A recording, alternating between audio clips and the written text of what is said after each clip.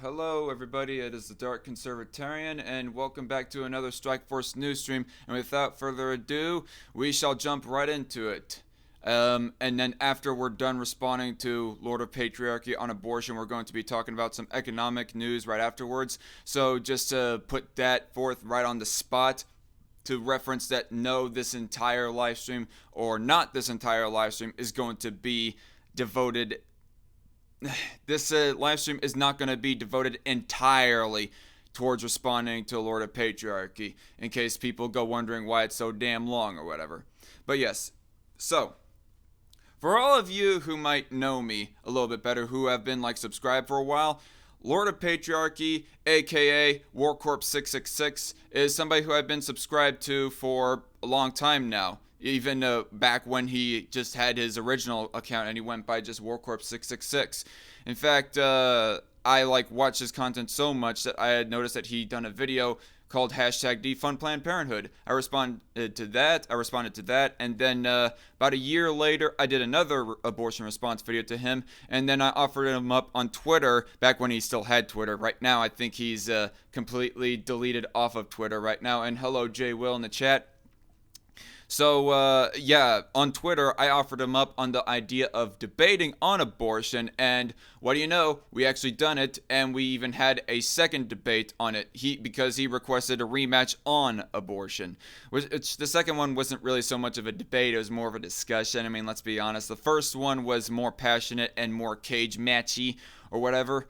But the reason as to why that I am responding to this video right here, and Warcorpse said, oddly enough, actually, threatened, for lack of better wording, to make a response video to me on abortion, but he never came to fruition with it. Now, I did respond to him on Twitter because he told me on Twitter he was going to do it. I was all to him because everything that he was mentioning in that tweet was the same shit that we had already went over. That the death penalty and abortion are not morally equivalent, nor is a lack of welfare and abortion morally equivalent. They're just not, as we will get onto further in the response to this video. But the reason why I wanted to respond to this video, and the reason why it bugged me as to why that he would want to make a response video, particularly on those points, if there's other things that he wants to respond to me on abortion that hasn't been efficiently covered, well then, by all means. I have not covered every single facet of abortion, of course. But the few facets of abortion seem to be of what he was wanting to respond to me on. It seemed to be the stuff that we had already covered and I thought was already efficiently covered. But apparently not.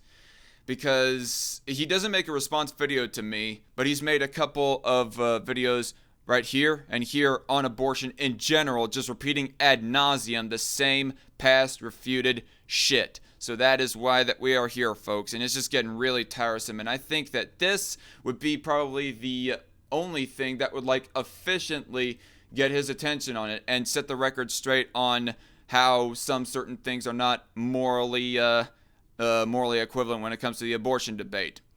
So, without further ado, let's get into it. And the reason why I want to cover this video right here and why I skipped through most of it is because most of it, I don't find it that disagreeable. But here's the part of where that does get disagreeable. 1 second. Let me see if the audio is working correctly. Which shows you that... Okay, according to my OBS, it does look like that OBS is picking up sound on the desktop. So, anyway, let's go. I'm not going to bother to look it up now, because fuck it. I'm just giving my opinion on this shit. In my opinion, the majority of people who are vocal about banning abortion don't genuinely believe that it has to do with life. It's about control.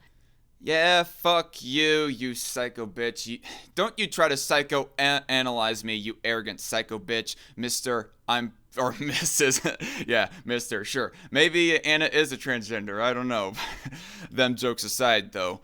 But, Mrs. I'm fucking better than you? No, it is about life. For myself in particular, I can speak for myself, it is about life. It is not anything about control. And with the bulk majority of people, actually everybody that I have personally talked to when it comes to abortion, it's not anything about control. It is about the life of the unborn baby, of the fetus. And yeah, you're just plain out wrong. And I mean, unless you have statistics to actually back up that polls Republican voters and conservatives or whatever, pro-lifers in general, as to why that they are pro-life, in other words, against abortion, unless you have statistics to back you up on that, polling people on their motivations of why they're against abortion, you're just full of shit. I mean, how many pro-lifers have you even spoken to? It's not like all those pro-lifers that I go speaking to, they're all like, oh, we need to ban abortion because we need to control the legs and uteruses of women because women are bad or some other bullshit. No. Whenever I go in conversation with people on abortion, it's always the life of the baby. That is what's talked about. Period. And the reason as to why that I want to cover this part here in particular is because, for one, I want to give my own response to Anna, fucking arrogant bitch, and plus I want to give Warcorpse some credit where it's due, because he does give some generosity. He is somewhat generous to the pro-life community, as he will show right here in a bit. And I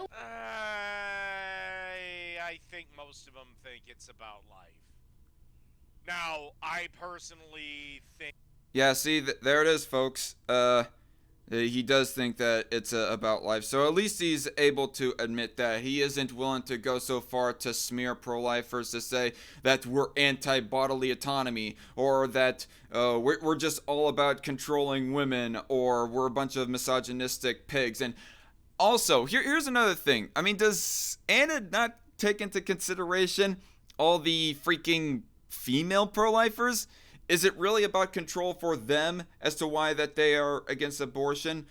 Or is it because that they want to, prevent a rather life-ending practice that the law apparently is just all like, oh yeah, it's fine and dandy. Not only that, but also funds an organization that provides those. Now, I know that technically those funds do not go directly to abortion, but I digress. Anyways. I think that something without a brain is not alive. And they do have brains about 7 weeks and onward. At least 8 weeks and onward. And it might be a rather primitive brain, but still. Just to set that forth. Anyways. Had various debates with people. I would be one of them. And a lot of it just gets down to, when do you think that life begins and doesn't? I always share this caveat because I think it's fair to mention this. There, of course, are good religious people out there who do believe that it's life at the moment of conception. That's not what you were all like earlier. You were saying the bulk majority of people against abortions. And I'm not referring to them. I'm specifically referring to the lawmakers who politicize this issue, who use it for political brownie points. No, you did not just say politicians earlier. You were just saying people against abortion. You were just stating that as a generality. So it was a big time fuck up on your part. Which a lot of them are women.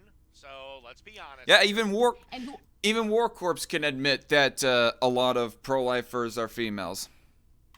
Understand that the extreme right wing in the country. Also, it's really kind of funny when Democrats and I'm not even going to say Democrats, I'm sorry, but you guys are leftist progressives, which is something completely worse. You guys are the motherfuckers that stand on the graves of dead children to promote your gun control bullshit. Is far more concerned with controlling women's lives as opposed to, preserving life or protecting life. Nope. That's bullshit. We're fully for, okay. I mean, the whole bodily autonomy talking point, even the freaking normie social conservatives, it's not about bodily autonomy or controlling women for them. I mean, they might be, okay, I'm not going to say that they are outright pro bodily autonomy, because there are some things about regular social conservatives that makes them kind of anti bodily autonomy, aka them being for banning transgender procedures. I don't know how many there is, so I'm not going to pin a percentage on that, but all the same. And also all of them that are against drugs, that are against like allowing people to put heroin and cocaine in their system and all that other stuff right there. But talking specifically about abortion, again, when it comes up in conversation, it's not we need to control women, we need to restrict their autonomy, we are against bodily autonomy or any of that crap. No, it is about life. I'm going to solidly say they're not the most pro bodily autonomy people, but sticking specifically on abortion, you're getting their motives completely wrong, and you are just straw manning, Anna. No. And yes, that is a hypocrisy out of the right, and it's something I've been very critical of. These people think the fetus is fucking sacred, but the second it's born and it's a baby, fuck you. You know? What do you mean, fuck you, corpse? If you're referring to welfare, okay, anything in regards to might happen to somebody who is born, be it they are the victim of a violent crime, like there were no police that was present to prevent them from getting murdered or whatever, or they were not provided for because of health care or food, welfare, and stuff like that. That's not morally equivalent, because not allowing or not being forced to give, well, not giving food and services in general to people, that's allowing people to die, whereas abortion is not allowing people to die, it's outright killing people, that being the unborn baby. Now, when I say people, by the way, people, when I say referring to in the case of abortion, you might disagree with me on referring to unborn babies as people, but that's kind of neither here nor there for at this point. Sorry, you can't have it both fucking ways. Actually, we can with logic, corpse, in that them not being morally equivalent. I watch the show regularly. I've said it a billion times. It isn't even about the Bible, because the Bible's pro-abortion. Who mentioned the Bible? I don't know. I cannot remember if earlier in this video that Anna specifically mentioned the Bible or anything like that. But myself, for example, I don't mention the Bible every time an abortion discussion comes up. And Ben Shapiro does not cite the Bible or the Torah or anything like that to be against abortion. Freaking Andrew Levitino, I think his name is Andrew, but his last name is Levitino. I actually listened to a speech from that guy. He's a former abortion surgeon turned pro-lifer. He did like a speech against abortion, and people were saying, what in the case of religious people? And he was all like, I like to try to keep religion out of the abortion discussion, because first you have to convince people to be of your religion in order to, you know, convince them with that metric on why to be against abortion. I mean, if you're talking to somebody who is religious, well, then more power to you. But just in general, when it comes to secular people and even secularly minded Christians, for that matter, some Christians can be secularly minded on a whole lot of stuff. I mean, I think a whole lot of liberal progressive Christians would be that way, but I digress. But point being, it's not about what the Bible says. It's about morals in general. And for the people that do cite the Bible, they go off of one of the more objective commandments in the Bible. That being, do not murder. I mean, if people bring up subjective versus objective morality debate, whatever, but the bulk majority of civilization agrees that murder is wrong. And the Bible says that thou shalt not murder, that murder is wrong. They cite that, which is more objective, not the other stuff, but I don't know. I'm getting kind of rambly. Let's move on. Read Numbers 11 through 31 and you'll see. 11 through 31. He just cited like 20 chapters right there, folks. He's just throwing out a broad amount of shit to try and throw off his opposition so that people would have a harder time actually responding to him on this argument as to how supposedly the Bible is pro-choice or is for abortion or whatever else. I mean, if he like meant Numbers chapter 11, verse 31, and not Numbers chapters 11 through 31? Well, Numbers 11:31. I read that passage right there, and it mentions nothing even related to abortion. In fact, let me take a second here to try to remind myself of what it is exactly. Numbers. No, that's the Older Testament. I read it myself earlier, folks, but I forgot exactly what it was. What exactly was said in Numbers 11:31. Okay. And there went forth a wind from the Lord and brought... Okay, now I remember what it is. It was talking about the story about how the Israelites, or not Israelites technically, but Hebrews, when they were getting out of Egypt, how they were dissatisfied with eating manna all the time. And so therefore they were demanding quail. That was what the story was about. It wasn't anything about abortion. Now, hello Crusader and True Grave in the chat. Now, referencing it to what he might be referring to, what verse he might be referring to, because I'm pretty sure I know which one it is. I can't remember off the top of my head which verse it is specifically that goes saying this, but basically it's supposed to be a test that they give like some kind of contaminated water for the woman to drink while she's pregnant to test and see if she is actually faithful or not to her husband. And if she's unfaithful to her husband, then she is to, in other words, if she's committing adultery. And if she is committing adultery, aka unfaithful to her husband, then her thigh will rot. At least that's the interpretations I've read. Her thigh. Some people say that what they meant by thigh was a baby, was that when it comes out, it ends up looking like a thigh or something. That is literally what I've heard from other atheists' interpretation of that verse. Not naming names, but just I have come across that argument.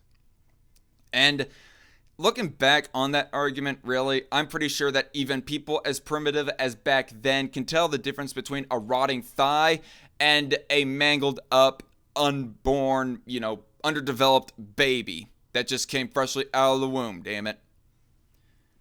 But even then, for one thing, it's in the Old Testament, and as we know, Jesus gave us a new covenant, and that's going to bring up another kind of side argument as to about that.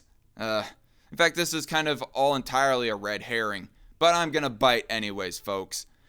But that verse was not referencing babies, it was referencing the woman's thigh. She can ultimately still have a healthy birth, but her thighs end up, or one of her thighs anyways, ends up not, that in that good a condition, honestly. There's again, yeah.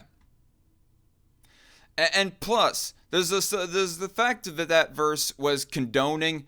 I mean, even if I was to give the benefit of the doubt that it was referencing to abortion, it was only condoning abortion because in the case of a woman being adulterous or unfaithful.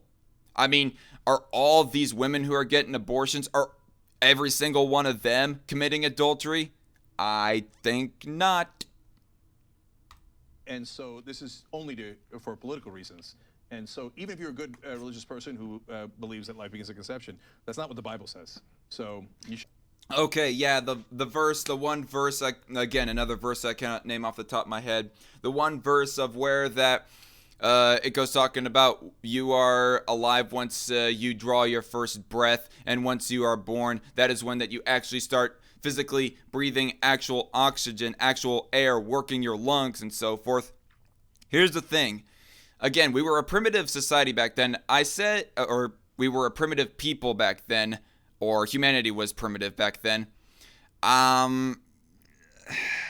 They are not primitive enough to not be able to tell the difference between a thigh and a fetus, but I'm pretty sure that they were primitive enough to not be able to know advanced sciences in regards of fetuses, to know that Yeah, they aren't able to actually physically take a breath when they're inside the womb, but they are still freaking alive.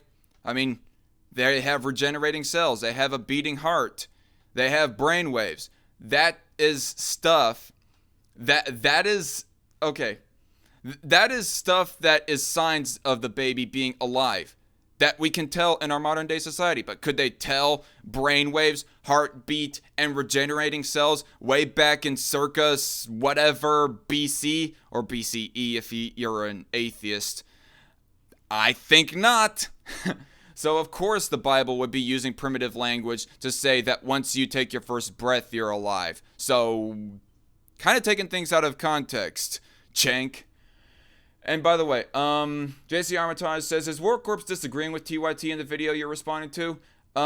He's disagreeing with them on some things. Like, the context of this particular video right here is that the Young Turks are reporting about a law in Ohio that is being passed that would give the death penalty to anybody who is, like, committing or seeking an abortion and so forth. When really Warcorpse is calling bullshit on that. He's just completely doubting what they're saying because this did not make, like, national headline news. Ohio does the death penalty for, for abortion or whatever have you. So that's the part that Warcorpse is disagreeing with the Young Turks on. The fact of whether or not this actually happened. What he is agreeing with them on is some of the points as to why that we pro-lifers are wrong, supposedly. Although he did at least defend us against the Young Turks and saying that it's supposedly not about life, when really it is.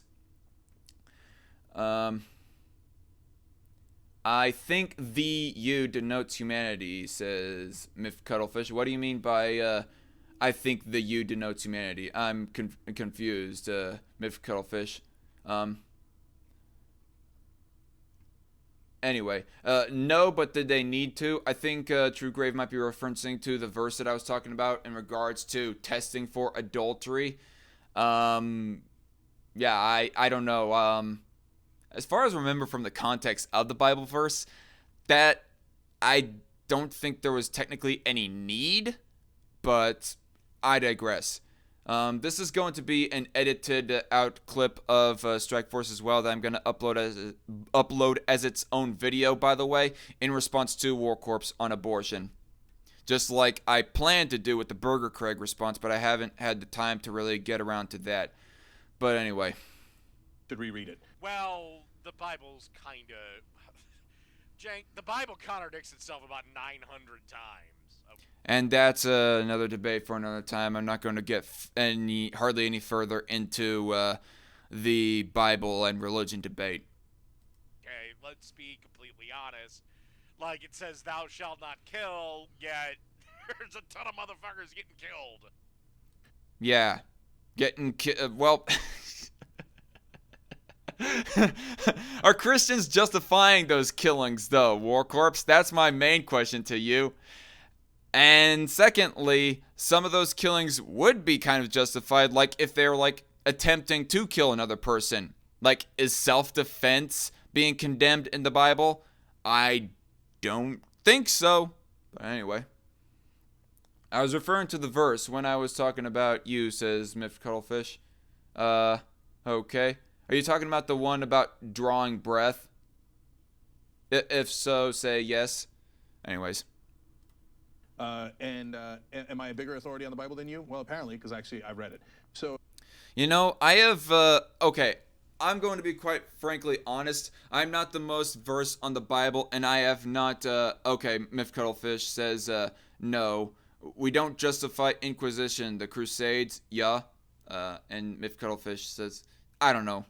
I'm a bit confused, Myth Cuttlefish. I think I'm going to leave that subject alone. But anyway, I am going to just come out and full out admit that I'm not the biggest authority on the Bible. I have not memorized it. I have not read the whole freaking thing. I can't even remember specific verses that I have read before in arguments on religion with people, be it Christians or atheists.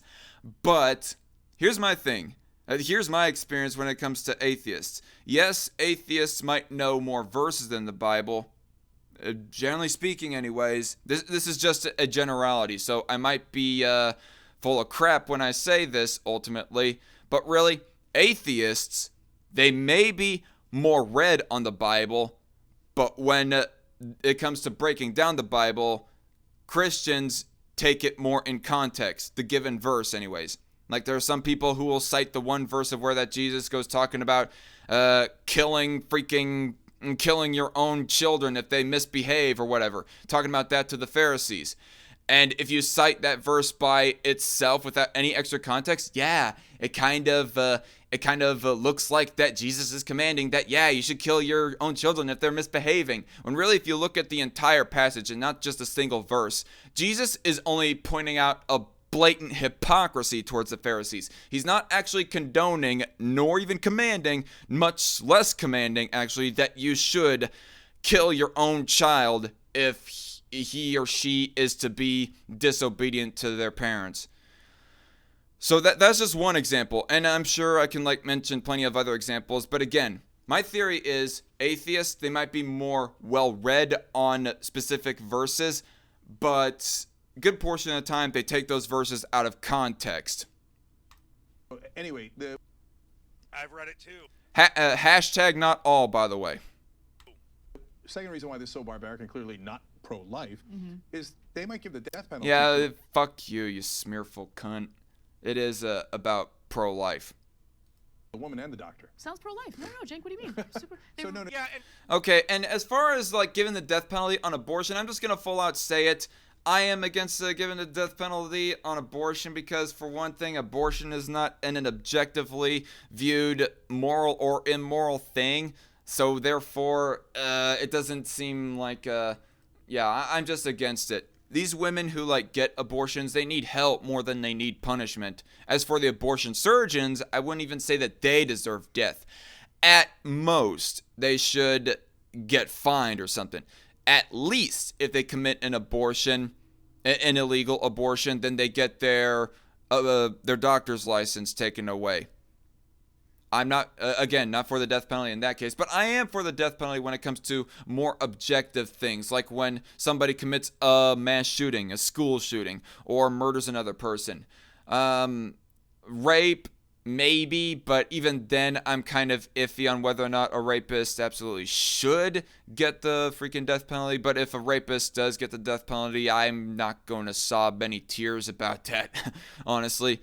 But killers, murderers, and this is not including self-defendees because I know that under the law they're technically considered guilty, self-defendees, I mean. But murderers, death penalty, yeah. Revoke licenses, yes, exactly, Myth Cuttlefish. That is what I'm for doctors who do commit illegal abortions. yes, I bring up that inconsistency too. How the fuck can you be for abortion and against the death penalty, or for the death penalty and against abortion? Not morally equivalent. We're going to get more into the false equivalencies in the next video, so I'm just going to move on. I've brought that hypocrisy up. Either life... And I refuted you on that, and you are just doubling down ad nauseam on this fucking false equivalency. With all due respect, corpse. is sacred or it's not. Yeah, life is not sacred if it looks to violate other lives. Make up your damn mind. I personally think... I have made up my mind. You just cannot understand my mindset, apparently. And other conservatives, too, who are for the death penalty for murderers, but for protecting innocent lives like babies. Unborn pile of babies. Shit. I don't view life as sacred. I'm actually pro-death. I like... And again, does that mean that you actually go on shootings on a regular basis, Warcorpse? Oh, this fucking stupidity with this whole pro-death talking point. Like, it's just... I don't care, really, if you're... Well, okay, I will not say that I don't care if you're a pro-choicer, but on the grand scheme of things, if you're going to disagree with me on abortion, that's fine. We'll talk about that.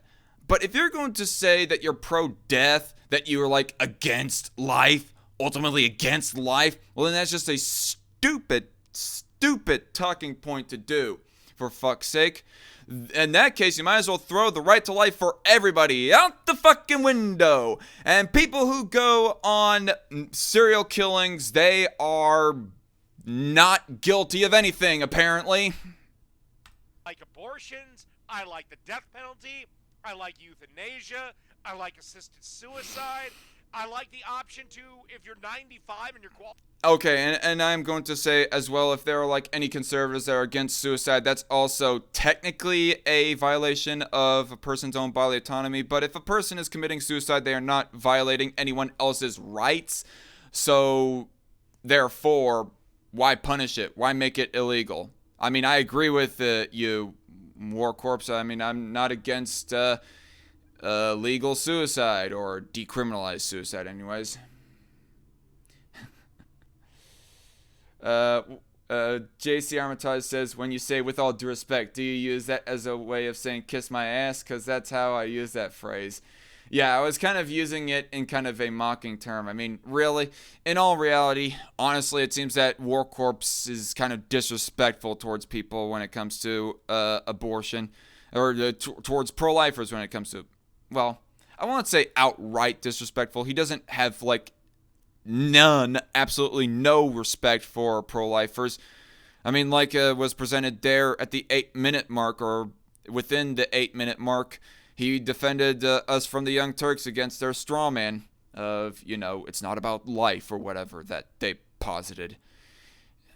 So, I don't know. But in a lot of ways, Warcorpse ultimately is disrespectful towards pro-lifers, and in turn, I disrespect him in a lot of ways too. Thus, why I'm being so harsh in this response video. Quality of life has gotten to the point where all you do is sit in a wheelchair, stare out the window, and wait for the nurse to bring you a cup of applesauce, and you are still in your right mind, and you say, that's it, I'm done, I want to die. You have that fucking right. I agree. I ultimately agree. That's my viewpoint. I guess I'm pro-death. Whatever gets that fucking highway moving. So please drop the saying. You're not pro-life. You're anti-choice. When Really, we're anti-choice. If you want to get into semantics, chunky yogurt, well, you're not pro-choice either. I mean, for example, are you for allowing people to own AR-15s?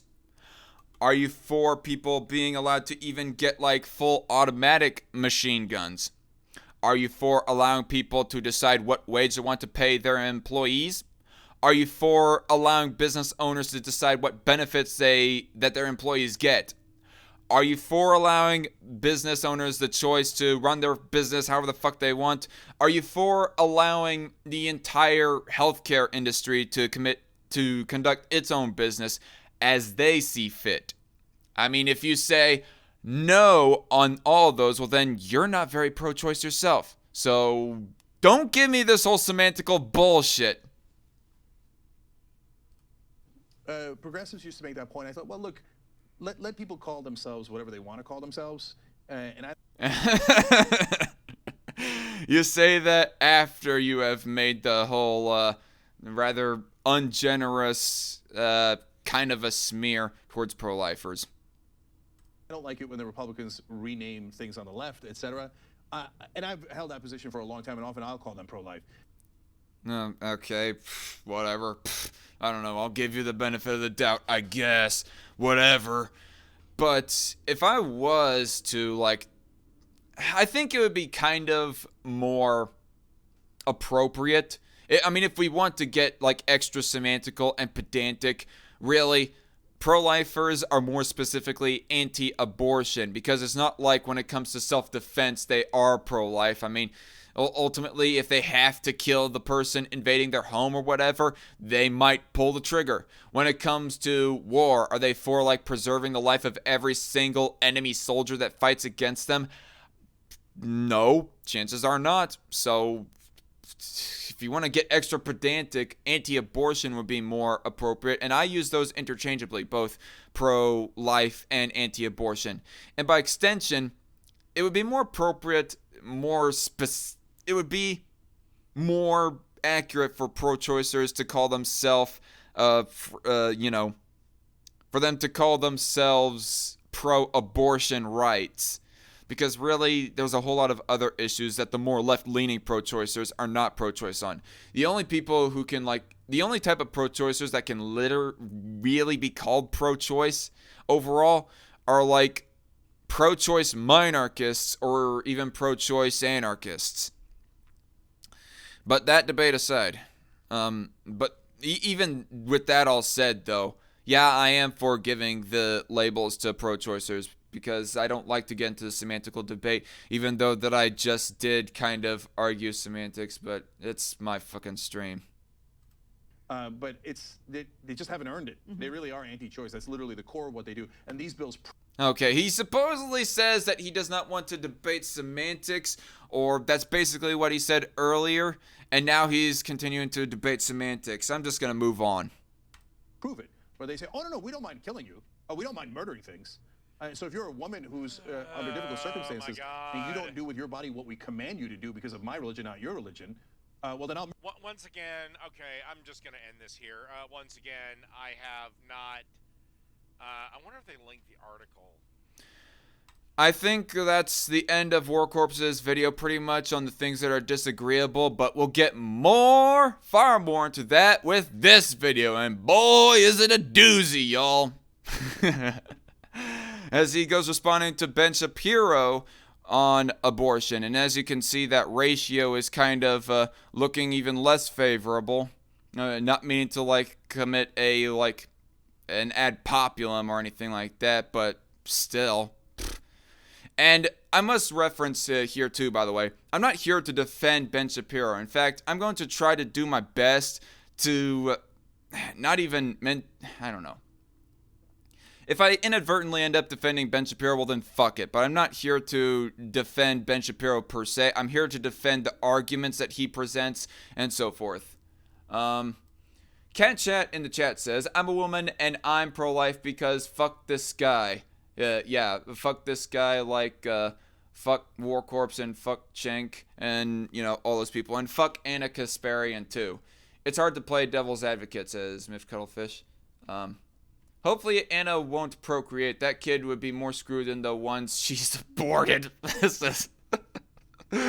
Wow. You just had to go there, Miff Cuttlefish. Oh boy. Never stop the edge, chat. Never stop the edge. Yeah. All the kids that she gave birth that turned into a whole bunch of arrogant pissants themselves. Anyway. Moving on. Okay, switching gears, we're going to go to Ben Shapiro. Apparently he is going to end the argument for abortion. Okay, go for it. I'm going to say that is an overly cocky title right there. End the argument for abortion, but I digress. Regarding the nomination of Judge Brett Kavanaugh, we should remember one simple fact. If Kavanaugh were pro-choice, he would have been confirmed with 100 votes. He's clearly not an advocate for abortion, but Democrats didn't have the votes to stop him. So instead, Democrats decided to slam. Well, to argue for devil's advocate, there are more things than just abortion that Democrats consider whether or not they want to nominate somebody. Like when it comes to gun rights or business rights. Under him as a gang rapist. Remember, Democratic opposition to Kavanaugh started not with Christine Blasey Ford, but with women in Handmaid's Tale outfits occupying the Senate confirmation hearing room. And okay, all right. Can you just get to your fucking point? Pro-abortion protesters being dragged out. Can you just be Can you just be fucking patient? Or even edit down your video, Warcorpse? God. I know that Warcorpse is not much of one for editing down videos, but really that's ultimately what he can do. Or at least skip forward past the video just a little ways. Yeah.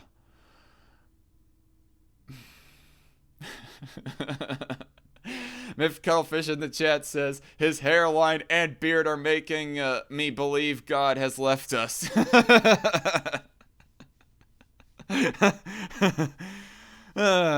Good one, Cuttlefish. Of the Senate Judiciary Committee.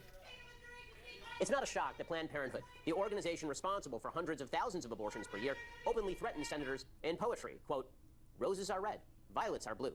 Senators vote no on Kavanaugh, or else we're coming for you. Hashtag National Poetry Day, hashtag Stop Kavanaugh." Now, And I'm also one to preface, since we are still on the issue of Kavanaugh and his name is being brought up, Kavanaugh isn't really that much of a excuse me. Brett Kavanaugh isn't really that much of a pro-lifer. Let's be honest. He's not the most adamant or the most passionate of pro-lifers. He isn't really a pro-choicer either. He's said repeated times that Roe v. Wade is legal precedent, quote unquote, which is kind of one of the things that I disagree with him on. Honestly, it's kind of dismissible, in my opinion, as for appointing a SCOTUS judge anyways. But what really got me disagreeing with the whole Brett Kavanaugh appointment is his position when it comes to NSA spying. I've made a Strikeforce editorial on that, and maybe I'll link that video down below to explain as to why exactly I was against the Kavanaugh appointment, at least going more towards the end of the whole appointment debate. Okay. that's romance. Okay, maybe they were just talking about their jobs. Okay, I don't consider that a threat. Abortion, to the vast majority of the political left, is a sacrament. It's not merely a political issue. It is a defining character issue. Okay, I don't get why you fucking conservative dipshits. All right. You want to take the gloves off? Well, the gloves are coming off, Corpse. This is like one of those moments, people. He's apparently wanting a whole insulting shout fest, so let's get on with it, motherfucker. Are so against abortion. You don't want to pay for the damn baby. Not morally equivalent. You guys have got to make a fucking choice. Either and we'll get to what you really want, Ben, and that's just banning abortion.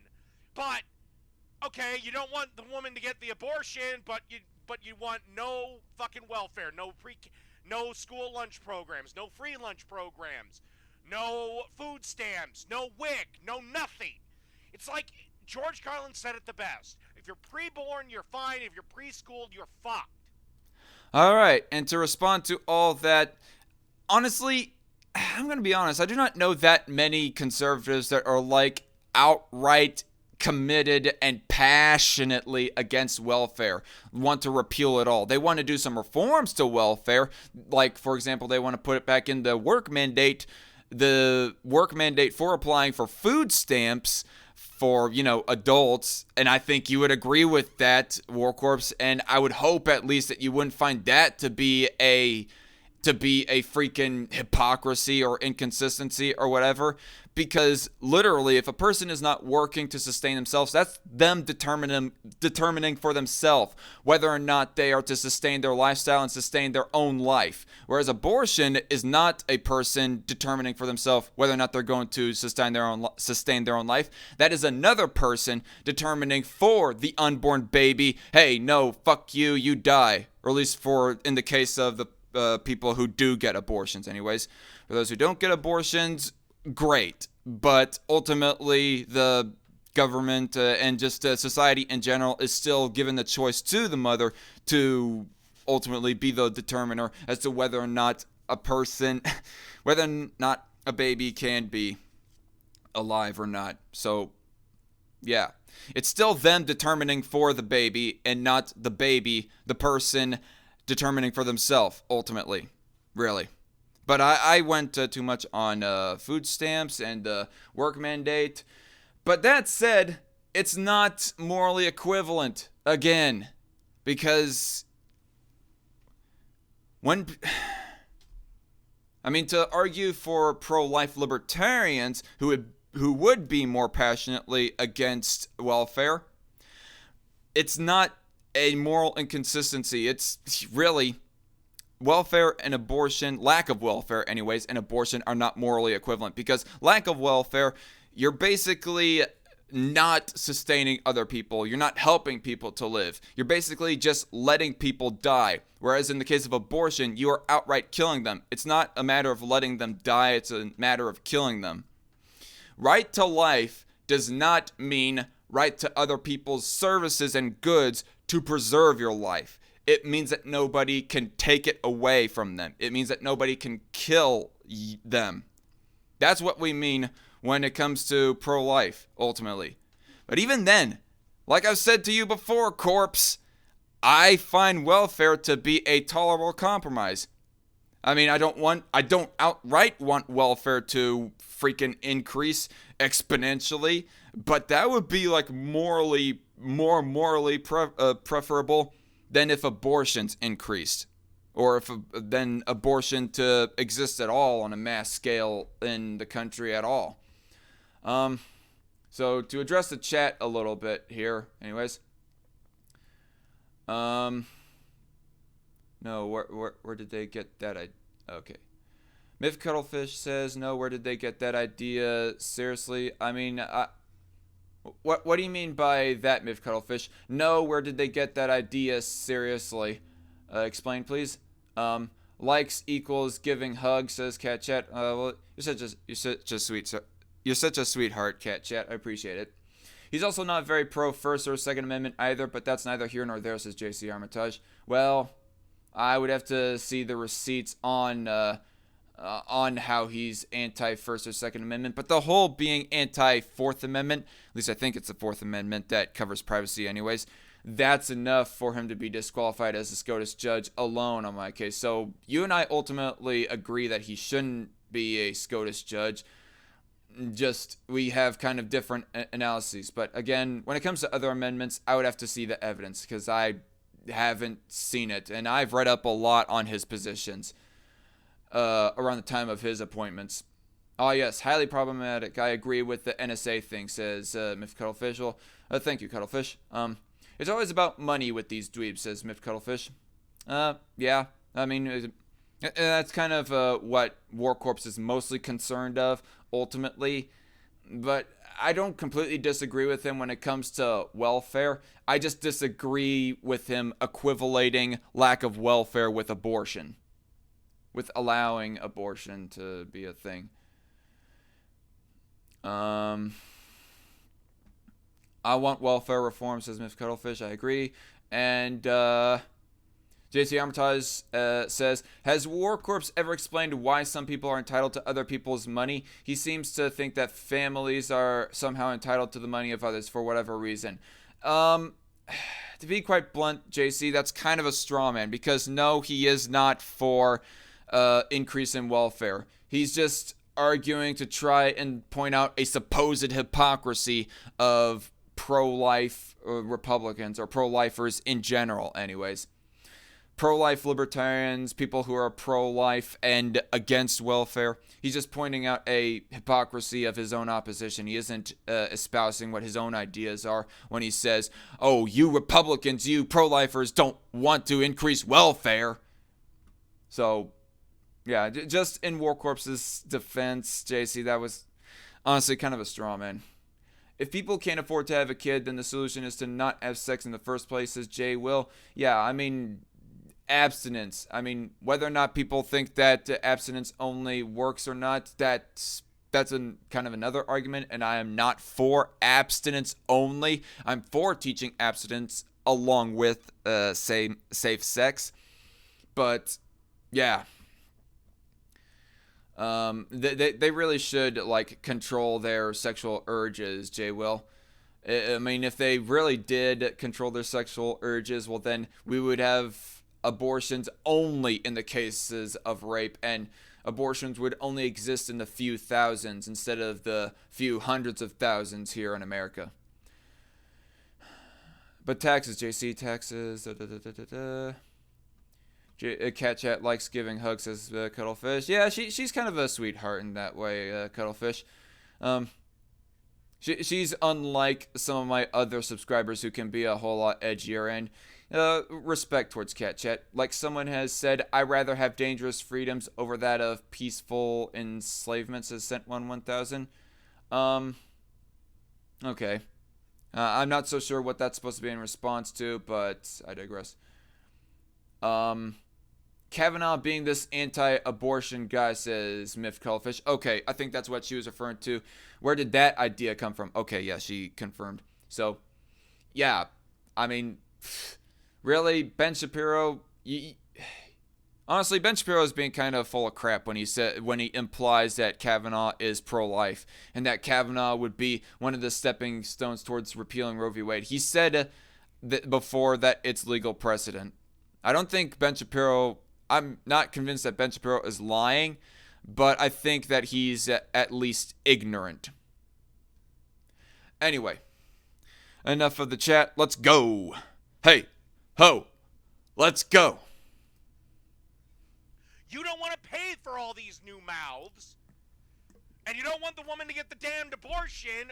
Which do you want, Ben? Not paying for somebody's livelihood is not the same as fucking killing them, dude. Also, you are aware that we're reaching a critical point in the Earth. The Earth can handle 10 billion people. We will have 10 billion people on this planet by 2035. What's the... Oh, God. I'm not so convinced that we should, like, just... Oh, man. By that logic, with that type of argument, we should be freaking just allowing people to kill each other outside of the womb, even. Within everyday society. I mean, if it's that much of a dangerous circumstance, really, man, I'm already getting kind of exhausted right now as it is. But yeah, here's my thing with global overpopulation. I don't think that it's an impossibility. And by the way, Warcorpse said earlier there that by 2035 we'll reach 10 billion people. I want to know what stat he got that from, because I would think that 10 billion people, we would get that by 2080 or something like that, 2070 or 2080. Because last I checked, according to UN numbers and Hans Rosling, a guy who has done many talks on global population, according to him and the UN stats that he cites, we're going to reach 10 billion just little ways before 2100. And by 2100, we're going to reach 11 billion. And then it's just going to plateau out. And we might even see a decrease within the global population at that point. So I do not know where the fuck you get your numbers as to we're going to reach 10 billion that soon, Warcorpse. Really.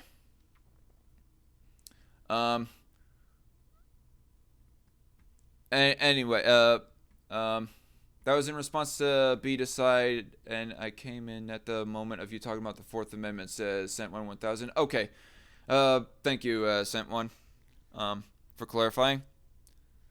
But really, and here's my thing with the global overpopulation. I don't think that it's an impossibility, but I don't want to be, I don't want to be dictating people or be living in abject chaos just because we're going to be overpopulating or whatever.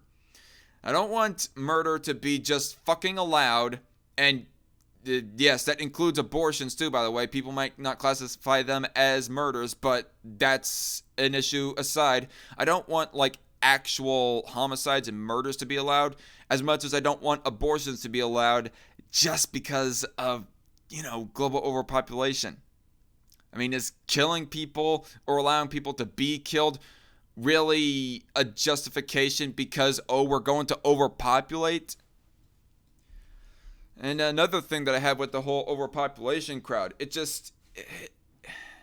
not all people who believe in overpopulation believe in this, obviously, but it just sets up a dangerous precedent to be for outright population control, putting in a child cap to cap how many children that you can have per parent, We're at maximum capacity, Ben. I highly disagree. I mean, I would like to see you actually discuss with Ben Shapiro on this, because here's the thing. With freaking oil, we still got at least 50 years worth of reserves. I can't remember where exactly it is that I read that, and maybe I'll have to cite that, or maybe I won't. I'll just not include this part in the video, because really, He's just kind of bringing up a red herring. That's another thing about Warcorpse here. He likes to bring up freaking red herrings when it comes to the abortion debate. Instead of trying to actually nail down the morality of abortion and whether or not it is moral or immoral to do such an act, he'll deflect and talk about welfare, global overpopulation, shitty foster care, whatever else have you. It's just freaking big old fat red herring that he does in the abortion debate. He done it with me a few times in at least my first debate with him, and here he is doing it again. What was he saying earlier? I felt like that there was another point that I wanted to bring up, but I can't remember. 10 billion people. We will have 10 billion people on this planet by 2035. Again, not true. We're at What are your maximum stats? capacity, Ben. Okay, max capacity. Again, I kind of doubt that.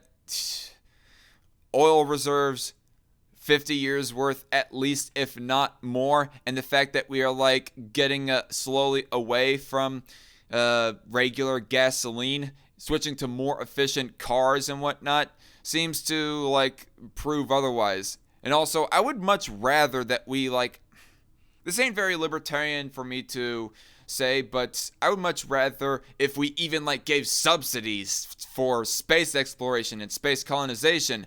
If we're so afraid of freaking not having enough resources or space on the Earth. But aside from that, even then, we probably don't even have to like provide subsidies for space exploration. We can like donate to Elon Musk. I mean, voluntarily donate to Elon Musk or whatever other private space corporations exist. Or even voluntarily donate to NASA, for that matter. Myth Coalfish says, max capacity, he's taking the place of two people that could be more useful.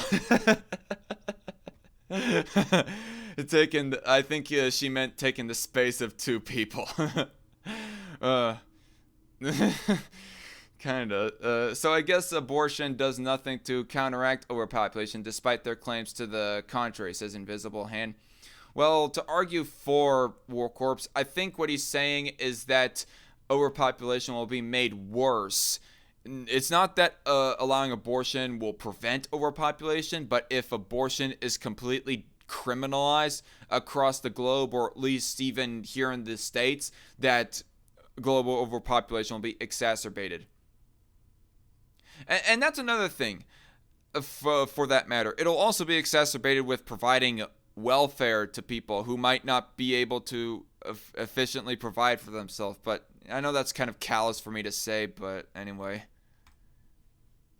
It's time to start embracing death. If you are pro-abortion, embracing death. I wonder if there are like any serial killers in any movies who said that exact freaking line. It's time to embrace death, huh, Warcorpse? Well, I will see you later on the national headlines when I hear national reports about how there is a mass shooting in Minnesota done by TJ Kirk's botched twin. No, in all seriousness, I don't think that Warcorpse literally condones killing people just to be fair to him. But logically speaking, that's what his whole pro-death and embrace death stupid-ass talking point implies.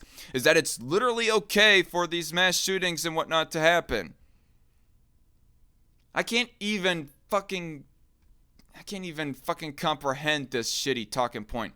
He's probably like the only pro-choicer that I have really seen hammered down on this talking point. Not even Owen Cunt Donald, of all people, says let's embrace death. you're a good, generous, decent person who values women. No, I don't fucking like abortion because it makes me a good, wonderful person. I like it because I don't want to pay for it. Well, okay.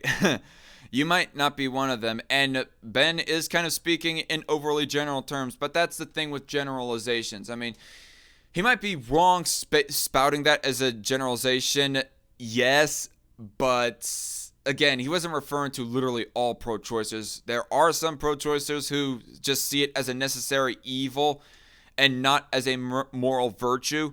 But here's the thing. Some pro-choicers, or even pro-abortionists, I will go so far to call them, just flat out pro-abortionists, go thinking that's a moral virtue. You know, the hashtag shout your abortion crowd.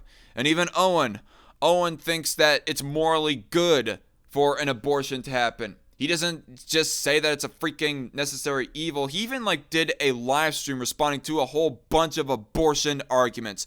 A bunch of arguments and responses to a pro-abortion tweet that he put out. Freaking Taylor of all people. And he's like a far leftist himself. If y'all know who Taylor is cultural boomerist. He is pro-choice. He has been a communist before. I do not know what his freaking beliefs are nowadays, but I digress. Even he says it's not morally good, but it's just a necessary evil is all that he says that it is. And Owen even responded to him that it's not just a necessary evil. And, well, actually, the words that he exactly used, that Taylor actually used, was morally neutral. And Owen even responded to him saying, no, it's not morally neutral. How is it just morally neutral? It's morally good. I mean, they end up killing their own child so that they are lifted of that burden and blah, blah, blah, blah, blah. If I remember the exact freaking argument correctly.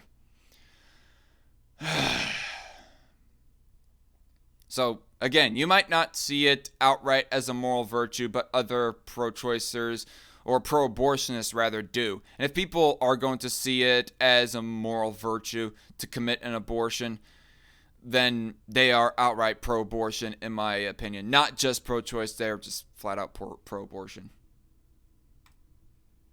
If I have a choice, and I've got to either pay for an abortion or fucking, with our collective tax dollars, raise a kid till he's 18, fuck it, get the abortion. Oh, God.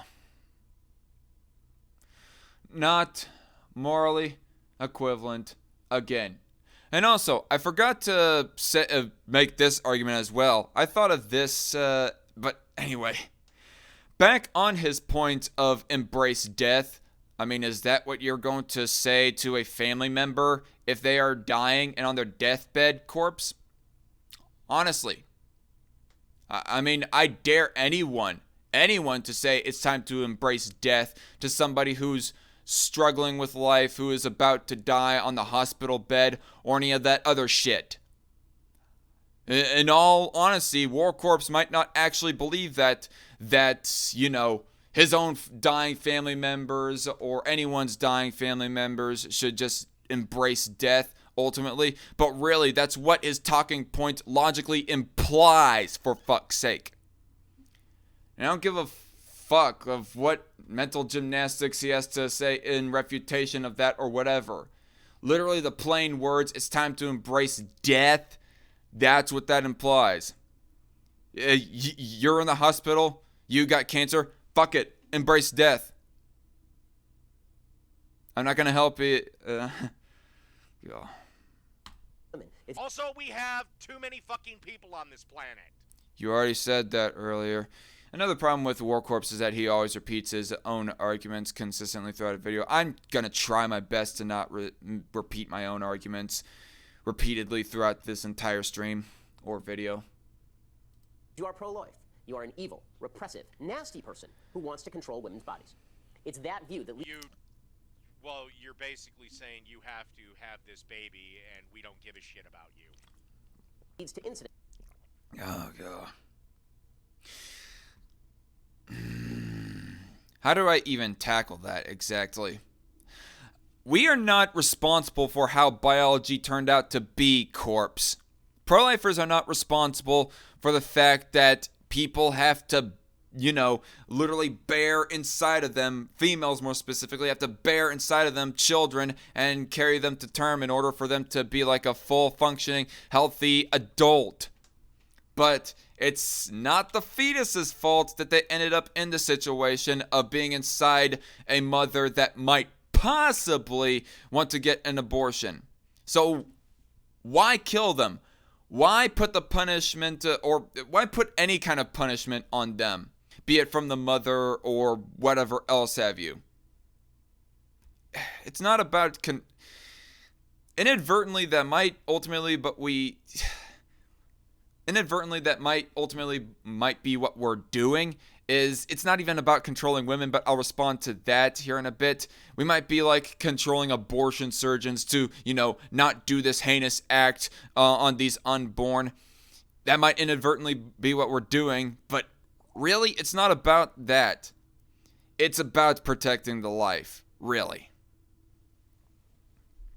And as far as women go, we're not going to be able to control every single woman from doing a self-induced abortion or doing a self-induced miscarriage. Like they fall down the stairs to like injure their own baby inside of them so that they end up with a miscarriage or whatever else the fuck the story is exactly that I keep on hearing from pro-choicers.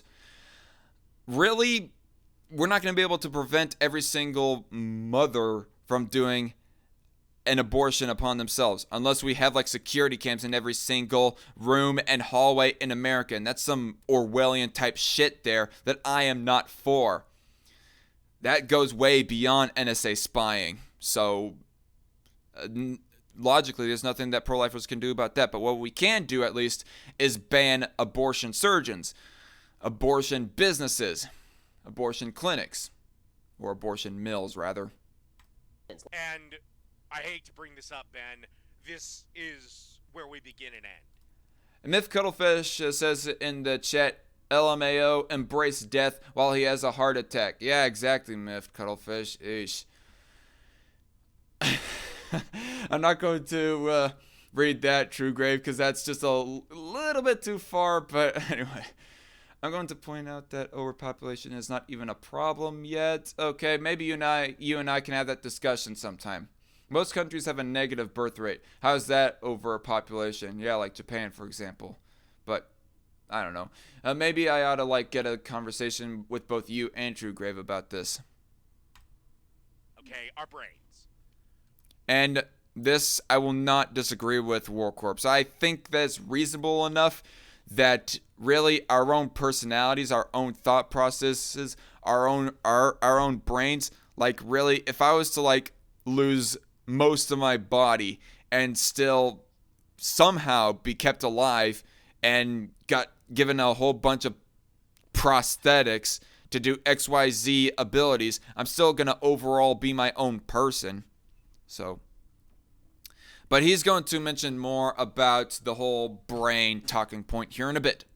When the brain isn't formed, you're not a person. You're a meatball. And, okay. Here's the thing. It's not fully formed. The brain is not fully formed until you hit 25, which I am right now. Really, if we are going to like go off of the metric that lack of development of the brain is what constitutes whether or not a person can kill you or not, that being in the case of like a fetus that is like in between the time frame of 7 weeks and 24 weeks, well then really, by the same logical extension, we should be allowed to kill fucking newborns, because their brains aren't fully developed, Lord knows. But the brain is found at around 7 weeks when we find brainwaves detected. It's a rather primitive brain, granted, yes, but again, it's still a human brain. Not a chicken brain. No, that's a reference to the debate that I had with Warcorpse about 2 years ago. He was all like, "A chicken has a human brain!" in that very same debate, and it was the absolute stupidest thing that he had ever said, that I'd ever heard Warcorpse say, ever. Well, let's move on. I'm going to try to power through more of this video before addressing the chat. Sorry, chat. When the brain dies, you die.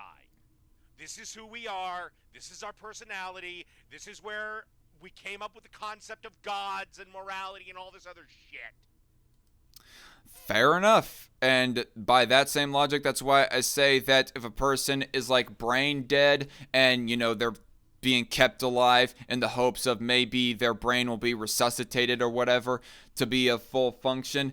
That's why that I think that it's all right for the next of kin to be able to determine if that person should have the plug pulled on them or not, giving up on whether or not they'll come back. I mean, it's not murder, it's just basically a saving of resources, and really it's... Anyway, and by the same logical extension, and this is where I kind of disagree with, get in some disagreement with other pro-lifers on, between 1 and 6 weeks, under 7 weeks, under 6.5 weeks more precisely, there is no brainwaves detected. And so I would say that technically they're not a human, or they're not a person, excuse me. They are a human being. Fetuses at the moment, well, they're not technically fetuses, they're more zygotes, but I digress. The unborn, let's say, at the moment of conception, at 0 weeks conception, they are their own human being. They are their own alive human being, but they're not their own thinking, thinking, quote unquote, I use that term loosely, feeling person.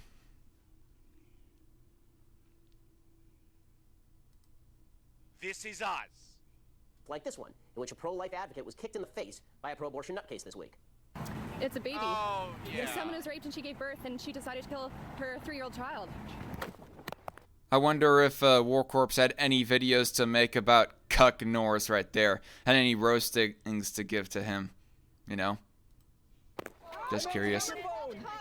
The pro-abortion movement suggests that pro-lifers are extreme. In reality, the extreme position on abortion is held by the Democratic Party.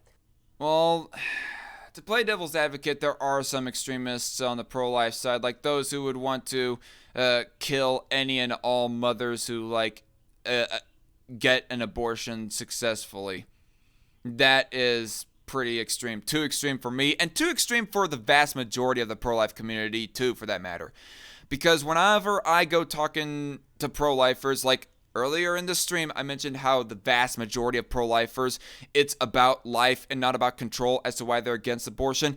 By that same extent, by my own experience and conversations with the bulk majority of pro-lifers, they are not for the death penalty of mothers who get abortions. They're for getting these women help more than anything. The general pro-life position is that women who are raped, let's say, for example, or pressured to the point of where they think they have to get an abortion, they are victims more than they are, perps. Their platform called... Really? There's no extreme anti-abortion? Again, Anti-abortion's I on the right? gave him that. for legal abortion all the way until point of birth. But pro-abortion extremists get a... Okay, and I would be against that. And this is kind of the thing that bugs me about Warcorpse. I mean, I don't know. I don't know if we fully broke down the whole thing about late term versus early term abortions. Well, actually, no. I do want to say that we did kind of address it just a little bit. Really, Warcorpse does not think that it's primarily about control for the pro-life crowd, but earlier he was all like, you are forcing a woman to carry to term her own pregnancy, yada yada yada. That kind of implies to me that maybe he does think a little bit that it is about control. Here's the thing, is it about control with pro-choicers who are against late-term abortions? Because on the flip side, arguing for the pro-choice side, they are at least against late-term abortions. They're just for allowing abortions for the first and second trimesters. Third trimester, they say a flat-out fuck no to. And Warcorpse, oddly enough, and one can almost say kind of inconsistently enough, believes that as well, that late term should not be allowed. And ultimately, is it about control for you, Corpse, that you don't want late terms allowed? Or is it about life at that point? And I've been going on an hour and 13 minutes alone responding to Warcorpse. This is going to be a lot of fucking editing that I'm going to have to do. But I'm also kind of addressing the chat at the same time, so I don't feel that guilty. My timetable is at about 5.5 months, whatever that fucking brain is formed. My timetable is about 2 months. 2 months and onward, you are banned from getting an abortion. Well, 7 weeks is not exactly 2 months, but, you know, it's close enough. Then you've waited too long. Way with their rhetoric because they use euphemistic language to describe what exactly abortion is. In fact, the word abortion is itself a euphemism. The procedure of abortion isn't an anodyne polyp removal. It involves doing terminal violence to an unborn child. Oh my God! Yes, that you don't want to pay for. That make up your. Again, oh God. He's just repeating and getting pissed off. Repeating his own false moral equivalencies. And this is like in October 10th, by the way, folks. This was December 6th, 2018. This last video we were responding to. And this video is October 10th, 2018. This is like, I don't know, like a few months after I had argued with him on abortion in this stream right here. As you can see, that was my face that popped up right there. That you could see right there, see? I was debating him on abortion, and I brought up how it's not morally equivalent, lack of welfare, and abortion is. It's not. And he's doubling down again on this. Goddamn mind, Ben! Either we raise taxes through the roof to pay for all the new kids that we're gonna have, despite the fact that we have too many people on this fucking planet right now anyway. Sorry, Ben. The idea that we should all live like you and sex is just something between a man and a woman to make a fucking baby. You know, honestly, I don't think that Ben is for restricting sex to the point that only one man and one woman are to have sex after they get married, and that's it. Like, I've heard him say outright that he is for getting the government out of marriage to allow even gay marriages, so it's not like he's saying that everybody must live by his conservative Judeo-Christian worldview. Some of the cases he's saying, yeah, live and let live. Abortion is not live and let live. Well, actually, technically it is live and let live. It's saying, hey, pro-choicers, let that fetus live.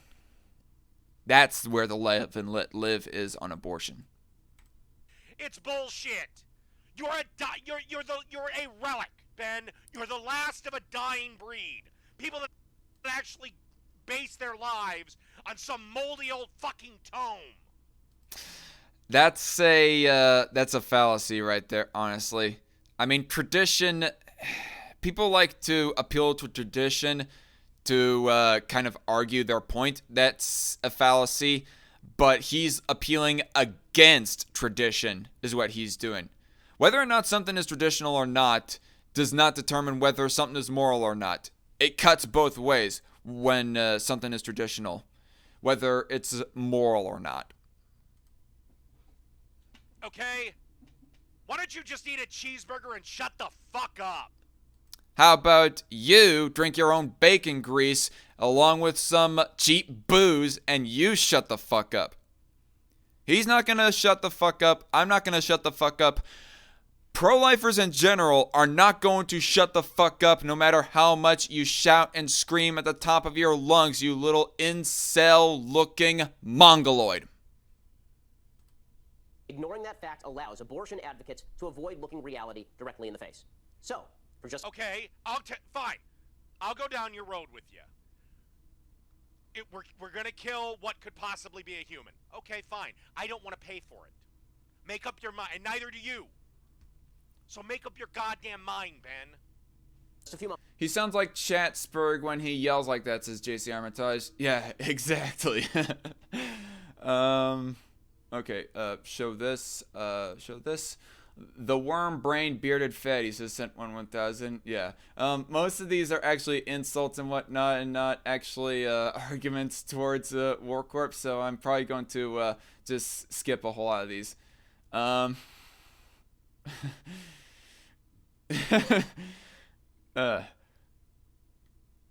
JC Armitage says, nah fam, Burger King has got the true death burger, the impossible Whopper. Okay. Sent 1000 says, who here want to see the bearded fatty drink a 55-gallon worth of bacon fat in one day?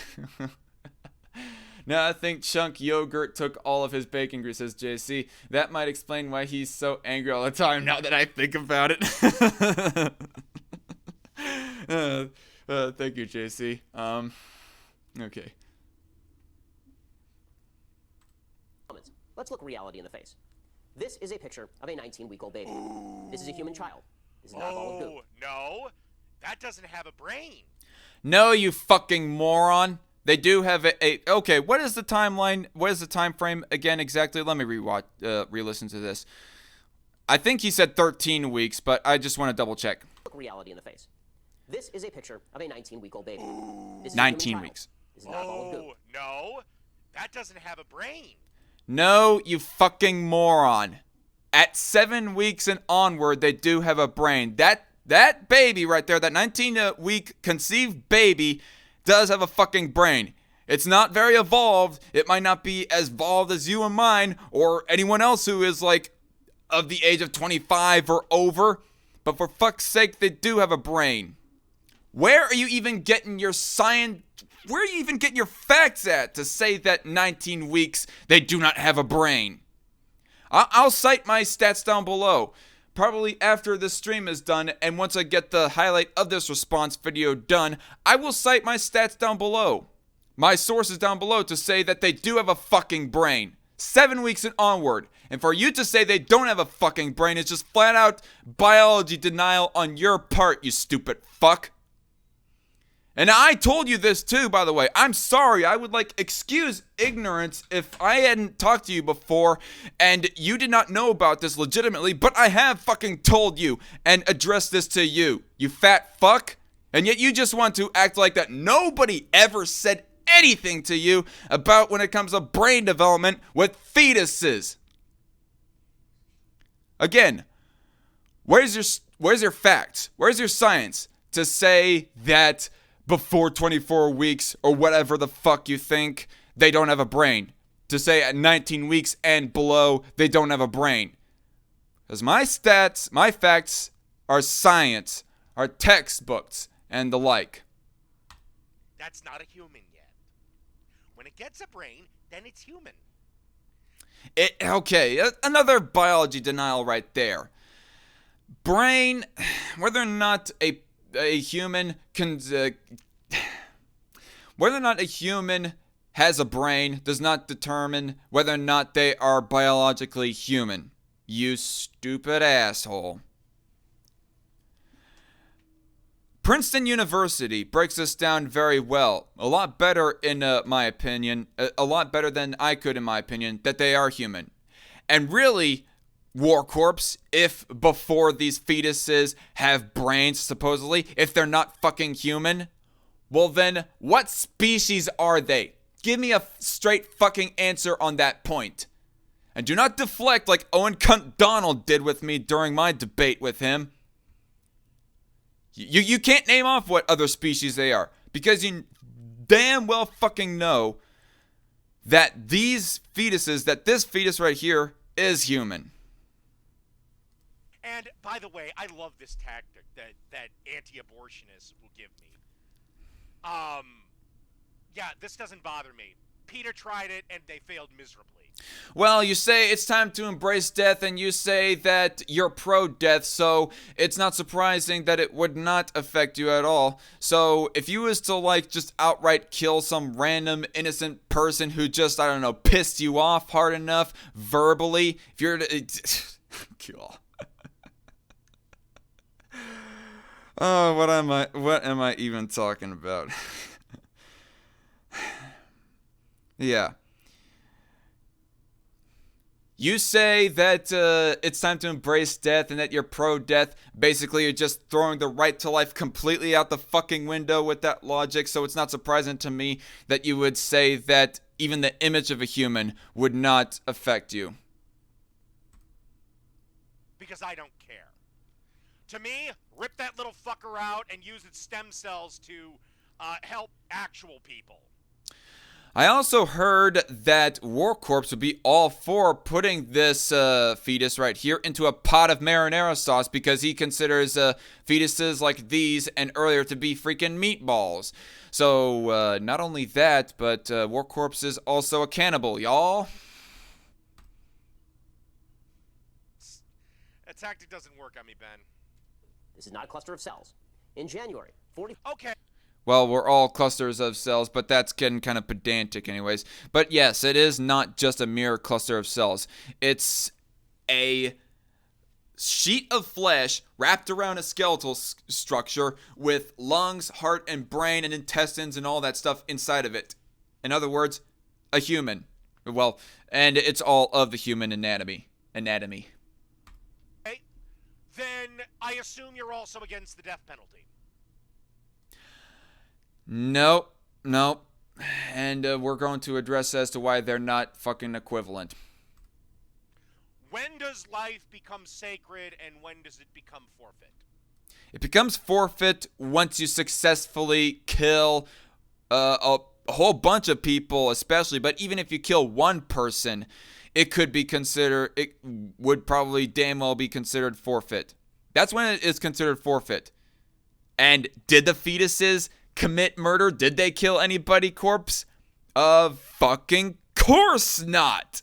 So therefore, it does not forfeit before they exit the womb, because these fetuses did not, cross that forfeiture by killing somebody. See, I love this. You sit there and you cry and you whine and you weep for the unborn. Yeah. You're gonna, oh god, you're the one to speak about emotions, dude. As you're just yelling and getting angry at the most milquetoast of talking points being brought up here. Yet when the state fucking executes someone, you come in your damn pants. Tell me, Warcorpse 666, aka Lord of Patriarchy, aka Dave Nordahl, as he has revealed his own damn name before, so I'm not doxing him, people, by the way. Tell me, what fucking crime has a fetus ever committed? Oh, they haven't? Well, there's the difference between executing them and executing a criminal, particularly a violent criminal. 4 Democrats in the United States Senate voted not to protect the rights of babies older than this unborn child. Only 3 Democrats, Joe Manchin, Joe Donnelly, and Bob Casey, voted to protect children at 20 weeks. Only 2 Republicans voted against such protection, Susan Collins and Lisa McCaskill. Yeah, as Conundrum says in the chat, that's a false equivalency fallacy on Warcorpse's part. Yeah, this false equivalencies. 2 false equivalencies, at least, that he has repeated, that I've already addressed before to him in at least one stream, if not addressed both of the equivalencies in both streams. I've addressed them both before, and he wants to act like he has fucking not heard anything in response to that. Like, literally, here's my fucking question in regards to Warcorpse. Is he a fucking actor? Is that what he is? Is he just a fucking, I don't know. Is he just purely putting on some fucking act? Like a Hollywood movie actor or something for some fucking character, and that's why he's pretending that I did not say anything? Is his whole mantra to just insist to be a pro-death type person? Or in other words, a pro-choicer, a rabid pro-choicer? Is that his whole character, and he's just rather playing for that character, acting for that character? Is he a dishonest hack and is just honestly pretending like he never heard a response to his fucking arguments? Or is he fucking stupid? Or does he have amnesia? I don't know. What do you all think? Is it option 1, Warcorpse is fucking stupid or has amnesia? Or is it option B, he's a dishonest hack? Tell me in the chat, y'all. You want welfare to go through the fucking roof. Ben. No, he doesn't, but again, it's a false equivalency, as I said earlier. No one is, again, you're a relic. You're the last of a dying breed. Okay? Nobody is gonna dick around till marriage to fuck. Take a good look at that baby. Even if they... marriage does not determine as to whether or not he thinks that abortion should be allowed or not. So that's a moot point. Fuck. That is a human being. No, it's not. It doesn't have a brain. It's a pile of meat. It does have a brain, you stupid asshole. Zero rights, according to the mainstream of the Democratic Party. Oh, good. Fine. And human life doesn't Fuck begin him. at 20 weeks. This is a picture of a baby at 12 weeks, barely 3 months. You can see this baby with his hands near his chest. Okay, no brain. Again, factually wrong. 7 weeks and onward has a fucking brain. Not a person. And both of these two examples that Ben has pulled up here have brains. It is past that 7 weeks. We begin and we end with our brains. Fine. That baby cannot survive outside of the fucking womb. Here is another argument in regard to pro-choicers.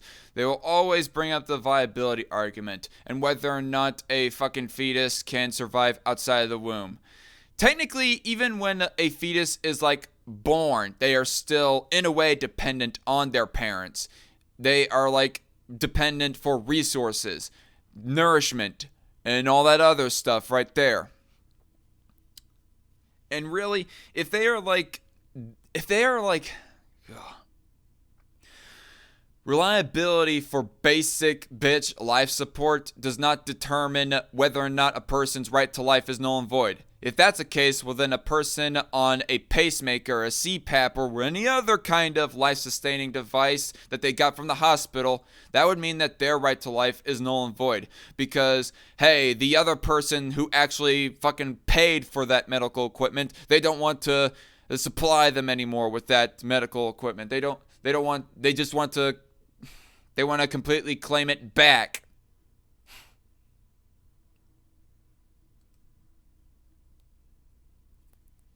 Sorry, you don't.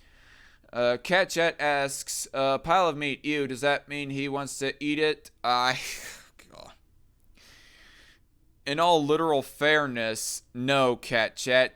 But in all sarcastic hyperbole, yeah, he does. Because, as he said before, that baby right there is a fucking meatball in his eyes, and he would throw it in a pot of marinara sauce. I have a question. Does the bearded fatty have a brain because he can't see his without an x-ray machine? Yeah, he sometimes acts like he doesn't have a brain, Set1 1000. He just lets the mouth act faster than the brain sometimes. I would love to see the capital punishment brought back to harsh criminals like murderers and rapists, just my opinion. Okay. Anyway. Plants are clusters of cells. A clump of dirt is cluster of cells. A drop of sap is cluster of cells, says Set1 1000. Yeah. Anyway. Thanks for sticking around like you all did. I noticed that Invisible Hand was on earlier, but he kind of left. And thank you, Invisible Hand, for joining earlier. Anyway.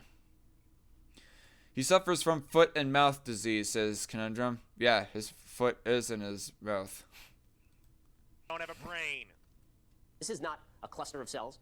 This is not a ball of Oh goo. my God. His genetics. And once again, you don't want to pay for it. The mom who Will you bring up a new fucking argument, you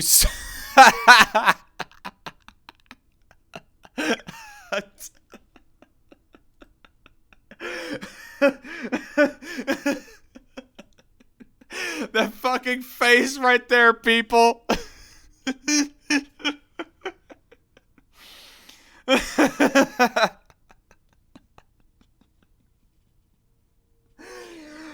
I paused fucking Warcorpse at the right fucking time, people. I gotta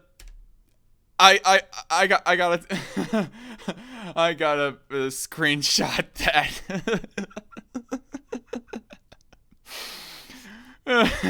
One second. We're gonna take a little bit of a break here as I bring up the Paint program and.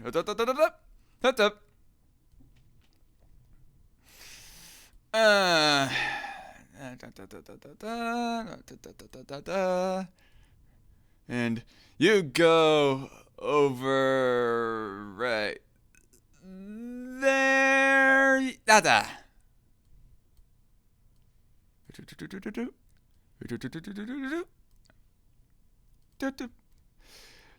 Trying to get it down to the exact size, people. So, hang on a second. And, there we go. Cropped it just right, folks.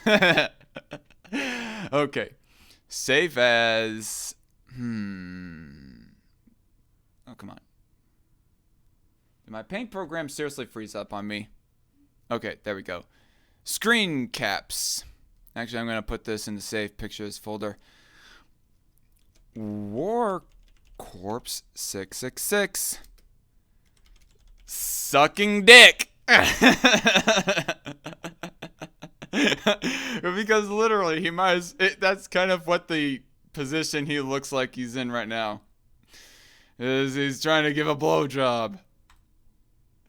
Anyway, I've had my laugh.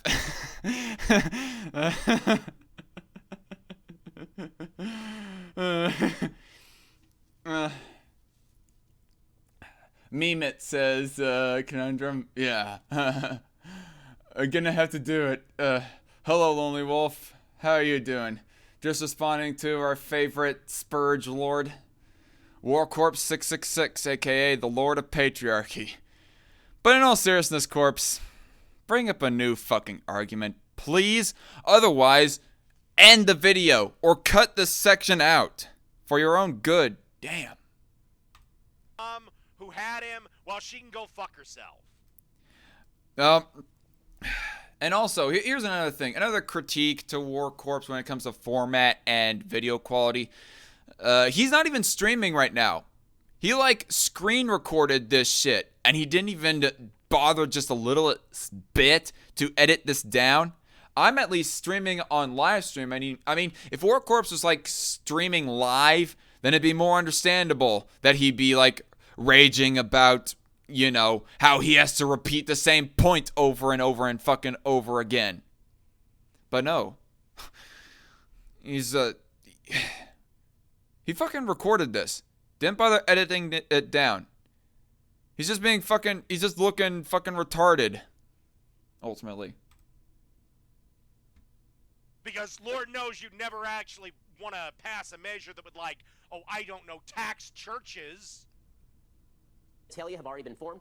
His liver and spleen produce red blood cells. This is when you busted. Okay. Conundrum has a nomination for what we meme that picture as. He says, when you busted a nut when watching trans porn on Pornhub. And True Grave says that mouth needs a dick in it. Yeah, to shut Warcorpse the fuck up. Repeating the same topic does not mean you're right. Yeah, exactly, sent 1000. Except, I think you meant argument, but yeah. And that's another problem that I had with the live stream that I had with him, the debate that I had with him on, is that he kept on repeating the same points over and over again. It just, and he can say that I was repeating the same arguments over and over again, but that was mostly because he was repeating the same arguments over and over again, and I was repeating the same arguments mostly as a reminder to say why this should be put aside. Why we should progress with the conversation, actually, instead of repeating the same shit. An unborn human being. No brain. Not a human. Again, factually wrong. Gonna edit this out. Not a single federally elected Democrat would vote for an abortion ban that would protect this baby's life. And life doesn't begin at 14 weeks. This is a picture of an unborn human being at 8 weeks. Oh my You can God! identify Shut the head the of this fuck unborn human. up! You shut the fuck up. I'm getting tired of your high-pitched, nasally voice, honestly. I mean, who in the chat, just an opinion poll here, folks. Who has a deeper voice? Me or Warcorpse? Just out of curiosity. I mean, I've heard Warcorpse say once before that he thinks that even Riley Dennis's voice is deeper than his. But yeah. 8 weeks. Even an 8 weeks conceived fetus right here has a freaking brain. It's the tiniest, littlest brain, but all the same. And if you're going to say that in all honesty, folks, if you're going to say that that resembles a meatball right there, Corpse, well, I highly disagree because it resembles, honestly, more like a shrimp than a meatball. Life starts at conception, I believe. No, you're factually correct in that, Sent11000. Life does begin at conception. JC Armitage, Sent11000, J Will Series, and Lonely Wolf 1980, they all say that I have the deeper voice than Warcorpse. So thank you, guys. So, does that mean about the same, but yours is not mildly annoying, says Catchat? Okay, fair enough, Catchat. But here's a question, people. Does this mean that Warcorpse has consumed soy consistently throughout his life? You're welcome, says JC. Well, yeah. Appreciate it. See where the small buds are forming for arms and legs? But guess what? Life doesn't begin at 8 weeks either. Oh, yes, it begins at the moment of conception because we all... By all biology, it does begin at conception. But let's not get confused with our terms here. There is a difference between a person and a human. Human is a biological word, whereas person is a philosophical and legal word, a philosophical and legal term. And alive even for that matter, is more of a biological term as well. So, it's not about philosophy, it's not about disagreement and opinion, it's about scientific fact. They are alive. I mean, unless you're trying to, like, shoehorn in some new definition of alive, Warcorpse, like Owen Cunt Donald tried to do. Warcorpse Soy Boy confirms, says Conundrum. Yeah.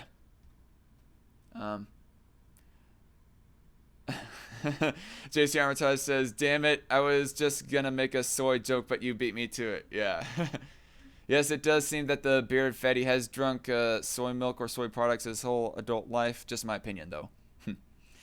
When you go into full edgelord Christian Bale Batman mode, it would be used as Conundrum as far as deep voices go. Well, I think I sound deeper than Warcorpse even with regular voice. Anyway.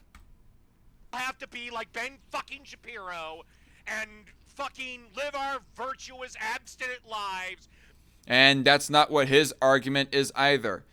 Not right here anyways. I mean, if somebody wants to point me out some other video or article, whatever, where Ben Shapiro does say that other people should remain abstinent, I highly doubt that he wants to implement any laws for abstinence, but I don't even think he necessarily says outright that, yeah, people should be abstinent. Actually, no. I'm pretty sure that he does say that it's a good piece of advice to stay abstinent until marriage.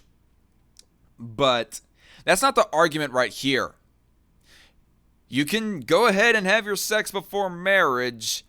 Just don't get an abortion if you end up getting pregnant. Like, literally, even if you, like, take pills and condoms, you are still going to ultimately have some amount of risk towards getting pregnant. The woman is, anyways. I mean, and you are basically consenting to that risk, even if you take precautions. I'm just going to say right now. Because the fucking... well, he's got the man tits for it, says True Grave, as far as the whole soy joke goes. Yeah, maybe. This is entertaining, says Sent11000. Yeah. This is not just to respond to Warcorpse. I mean, if this was purely just to respond to Warcorpse, I'd probably have the chat closed down. But this is also me interacting with the chat as well at this point, because fuck it. I've already gone on too long. 1 hour and 43 minutes. I'm going to have a whole lot of fucking editing to do, folks. Whenever I get an open evening to do that shit. And then after this, I still have like 3 articles I'm going to read, where we're going to get a little bit quieter, but still. The musings of a fucking madman in a cave wrote some bullshit down in a goddamn book, and that's what... Oh, God. Yeah. Once again, you don't want to pay for it. You don't want to have the welfare system. You don't want to pay for all the school lunches that this baby will need. You don't want to pay for child care for the baby while the single mom gets a fucking job. Also, Ben, you know there's less other ways that women can get pregnant, like, oh, I don't know, rape. Yeah, but fuck you. You have to carry the baby. Fuck Even you. in rape, the fetus is not the one guilty of committing that crime. But apparently, we just give jurisdiction to the mother of whether or not they do get punished, whether or not the fetus does get punished. It's just, I mean, you want to talk about, oh God, you know, I don't even know if it's an inconsistency. I'm not going to go on that point. But it's because that the fetus, even in the case of rape, is not responsible for rape. While we say don't punish them with killing or even like putting their life completely in the hands of the mother. Fuck the fact that it was produced by the worst trauma in your life. I care more. You're making a choice. You care more about a fetus than you do a woman. Well, Not necessarily. No, actually, no. I'm going to just say flat out no. Because when it comes to life of mother circumstance, that stance in of itself is enough proof to show that pro-lifers do care ultimately a little bit more for the mother than the fetus, if not considerably more for the mother than the fetus. And Ben Shapiro has stated himself that he's for the life of mother exception. Most of the pro-life community is for the life of mother conception. Yet, like, yeah, there might be some anecdotes of some crackpots who are all like, yeah, even if their life is at risk, they should still be forced to go ahead and give birth, even if the mother is going to die or the fetus is going to die, or both might likely fucking die, which I disagree with that, honestly. It becomes kind of a moot point at that point. There's going to be a death anyway, so might as well let the person who has actual emotional and relationship connections with people, that being the mother, let them be prioritized over the fetus. So therefore, if she wants to get an abortion, even as sad as it is to say, well then let her. But again, on the point of whether or not a mother or fetus is more valued, no. Ultimately, we do value women over fetuses. The life of mother exception is enough proof to show that. It's just that when, in the case of rape, we do not find someone else's crime to be a justification for killing party B, that being the fetus. Party A's crime should not be put upon party B. I'm sorry, a woman is a person. That is a pile of meat. God, I wish he was actually making a point, says True Grave. He sounds like a skipping record. Yeah. I agree. I mean, the biggest reason why I'm like making this video is, okay, there are some points, to his credit, there are some points where he is making some arguments, but they're past refuted arguments, some of them anyways. And by the way, folks, I have been like handling softballs here from Warcorpse. The biggest, the closest thing that comes to a curveball is yet to come. Sorry, Ben. You haven't convinced me. You haven't convinced me either. You haven't convinced fucking any pro-lifer on abortion. Quite honestly, as it shows with how you get ratioed every time that you make a stupid, retarded ass abortion video.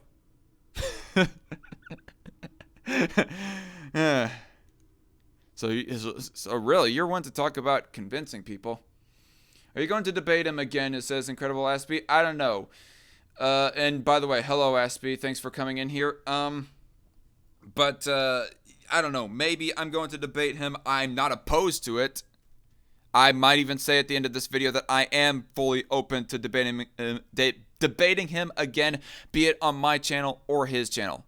But for right now, I'm mostly responding to this because this is like bullshit. The fact that he ignores my arguments and acts like nobody said anything to him on this. It's just complete outright intellectual dishonesty of the highest order, and it had to be responded to, whether or not he's bringing up actual arguments or not. Also, Ben, you have a daughter. In 10 years when she's 15 and she comes home and she's knocked up, how much you want to bet you're going to take her to the clinic? Well, fuck you. No, honestly, fuck you, Corpse. That is like probably the biggest straw man of all time that you have ever projected on anyone. I mean, I cannot tell the future, honestly, Warcorpse, but you know, biggest reason why I'm kind of taking this just a little bit personally is because I can only imagine somebody making that same exact stupid ass argument towards me. That's just a smear, a fucking straw man. Him to say, "Oh Ben, I would bet you would have your own daughter abort her own child." What the fuck is this bullshit? This is some tactic of desperation right here. This is appeal to emotion fallacy. Yeah, exactly, Conundrum. Thank you. And by the way, JC and Conundrum in the chat. JC first. Handling softballs is probably going to get taken out of context really fast. Yeah, well, I welcome it, JC. I like the shit posts and the YouTube poops. By S-Man in particular. You want to handle my softballs, DarkCon? Well, no thanks. In all sexual honesty, no, I don't want to handle anybody's balls, for crying out loud. But you guys know what I'm talking about. I'm talking about, like, baseball metaphors. Begins at fertilization, when a new human life is formed. He essentially just called Ben's daughter a hoe. Just incredible ass beat. I don't know. Seems like there may be an implication right there. I don't know. All right. Personally, okay, Sent 1000 says, personally, I would kill my girlfriend's or wife's rapist. I put girlfriends or wives there because I am single for now. If my daughter came home after being raped, I would ask her questions, but I won't take her to the abortion clinic. Okay, yeah. Good for you, Sent One. But I don't even think that Warcorpse was just talking about in the case of rape, if Ben's daughter was raped. I think he's just speaking in general if she was to, like, get pregnant, be it consensual or rape. I'd ask the question after she'd healed enough, then, well, let's just say the person responsible should run, says Cat Chat. Exactly. And if anybody out there wants to fucking report this stream, if YouTube wants to pull down this stream because of fucking threats towards rapists, saying that rapists should die or whatever, well, fuck you. You're just... That's bullshit, honestly.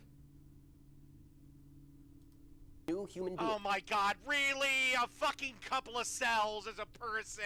One no, second. Clinic. Begins at fertilization, when a new human life is formed. A new human being. Oh my god, really? A fucking couple of cells as a person? No. You know what? I think ultimately Ben Shapiro might actually think that at the moment of conception that they are people, which that would be just a slight philosophical disagreement with him and that I have with other pro-lifers, really. As painful as it is to admit, but still. But even then, that's not what his argument is. He's not like making any personhood arguments. Maybe he's implying it, but I don't know. He's making an argument. He's presenting the timetable as to when what happens. And whether or not they're a person is up for debate, but factually they are alive. And they are human at the moment of conception. No bullshit. With its own DNA. This human being is not its mother. It is not its father. It is Yeah, and I agree. That's where Ben is making sense. not a polyp. If we found it, It's a pile of shit till it gets brain. No, it's not a pile of shit. I'm sorry. How do you think pregnancies work, Warcorpse? Do pregnancies work in that a woman just gains so much shit inside of themselves, and once a man like has sex with them, you know, that is ultimately what ends up happening? is that a baby is formed out of that shit? No, I know that he is being facetious, but whatever. I think Bearded Fatty is a pile of shit. You know what? I'm going to be honest here. Yeah, Warcorpse is just being a bit of a piece of shit throughout here. It's a fucking ball of meat. That's what it is. Also, this is where I'm going to end it. Argentina has what Ben Shapiro wants in a Okay, here it is. Here it is, folks. abortion ban. It's not okay. I'm getting some mixed results as to how blanket the abortion ban is for Argentina. But last I checked, they do allow life of mother exceptions, and I think they even allow rape exceptions too, for that matter. But I don't know. I've got mixed research on that. But anyway. Do you know that in Argentina, 300,000 illegal abortions are performed by witch doctors? Okay, you're comparing apples to oranges when you're comparing Argentina to the United States. First of all, before abortions were legal here in the United States, I mean, I don't even care that much for Argentina because we can just look at the stats that we have so far for the United States before abortion was legal. How many illegal abortions happened in the United States, ultimately, really? Last I checked, well, I could not find any stats on how many illegal abortions happened per year before Roe v. Wade. Not even the fucking Guttmacher Institute. Guttmacher is a fucking pro-choice think tank, or whatever the fuck they exactly are. Even they could not, find any stats, or at least did not provide any stats of how many illegal abortions were done before Roe v. Wade, or even how many illegal abortions are done nowadays in the freaking United States. And also, I did research about how many women, and okay, he's actually going to mention this here in a bit, so I'm going to bring it up. But in all honesty, folks, this is the only fucking thing that really threw me off with Warcorpse's video. The rest of it is low-hanging fruit.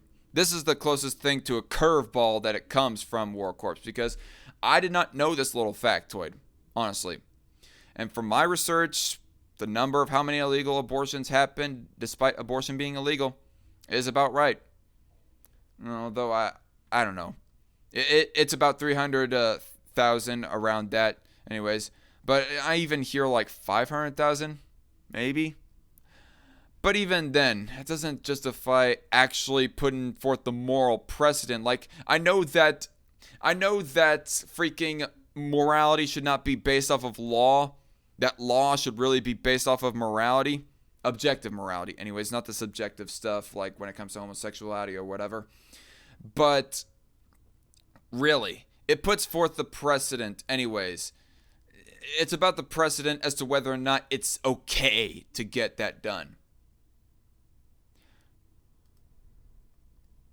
And those illegal abortions that end up happening, search for them. If they end up happening, if we find them happening, stop them.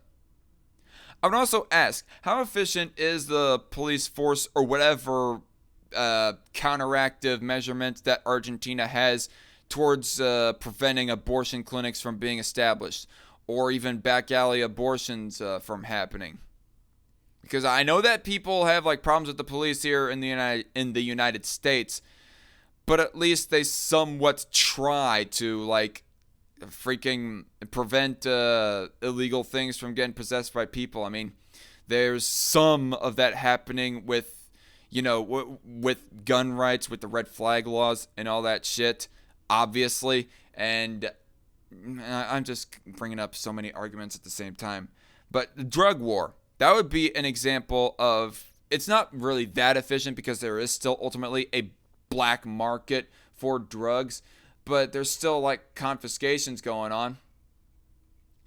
So again, how efficient is our police force compared to Argentina's? Okay, which would you rather have, Ben?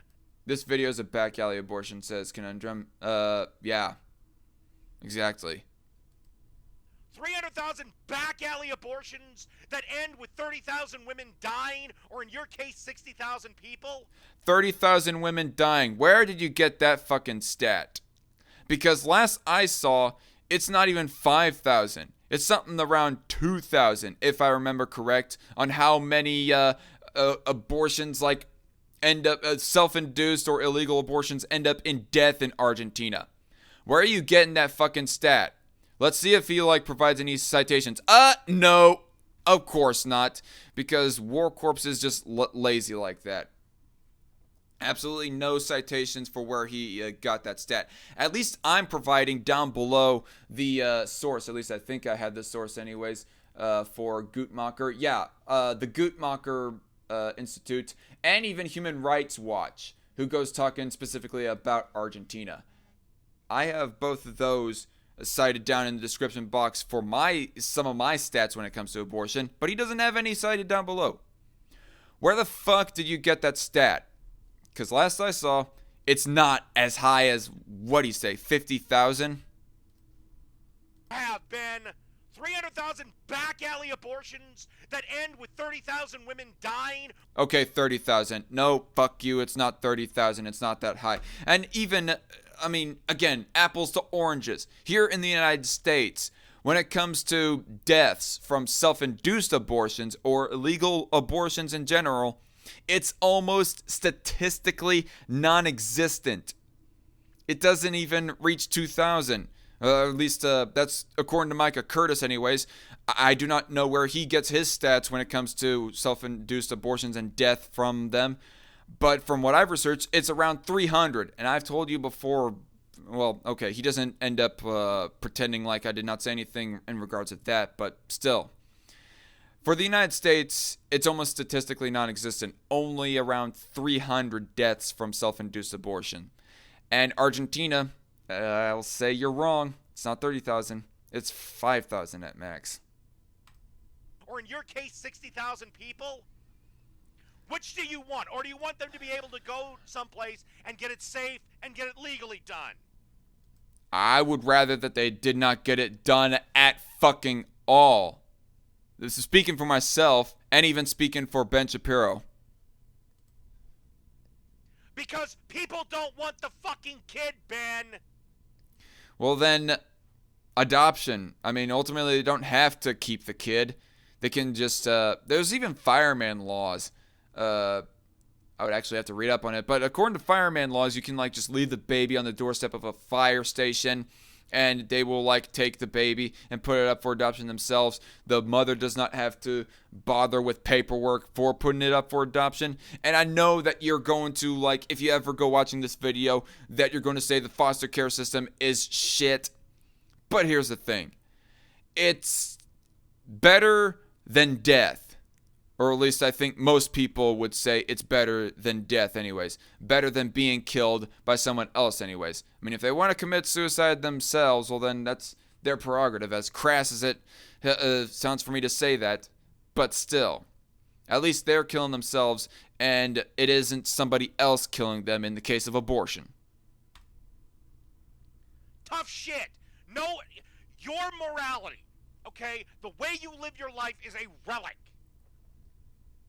Yeah, and I can just say that I don't give a fuck about your morality as well. You just asserting your morality. We have to logically break it down instead of screaming at the top of our lungs, corpse.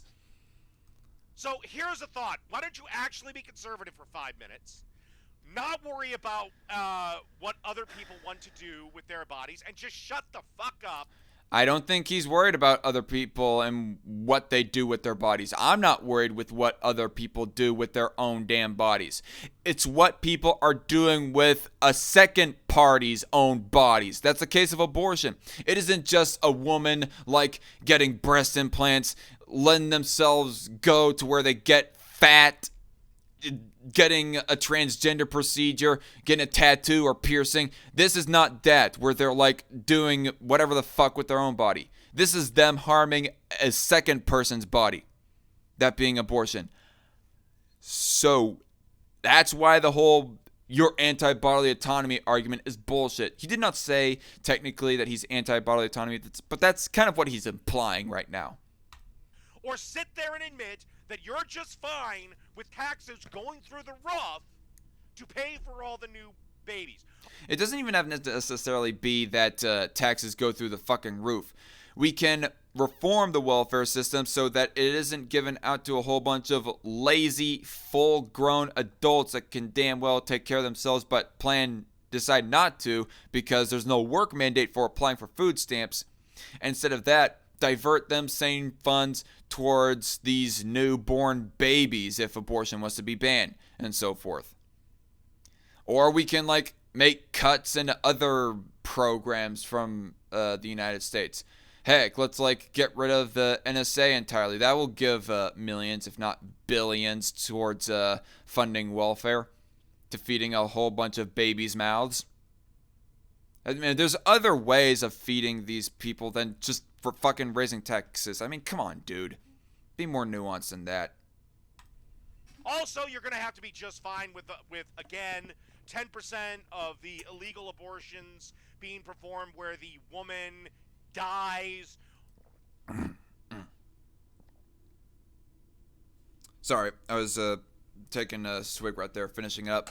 Where the fuck did you get that 10% from? Where, Warcorpse? Because 300, and I know that's a raw number figure, but compare 300 to 800,000. Or even 500,000 if I was to be generous to you as far as yearly abortions go here in the States. Compare around 300 self-induced abortions or death from self-induced abortions to 500,000. It's almost incomparable. It's almost uncomparable, really. There's also probably another 10 to 20%. And yeah, it's almost uncomparable, and 300 does not make 10%, not even near 10% of 500,000. So I'm just going to say right now and call bullshit on that and say you're full of shit. Sorry, not sorry. Of the women who are sterilized because of it. So, yeah, make a choice. Personally, I think what we're doing is a better option. You know, this is what drives me nuts with Ben Shapiro, shit like this. Just fucking sitting there and passing judgment on other people. Fuck you. Fuck you, Ben. And fuck you and the rest of the pro-choicers that want to say that we're all a whole bunch of authoritarians or any other bullshit like that.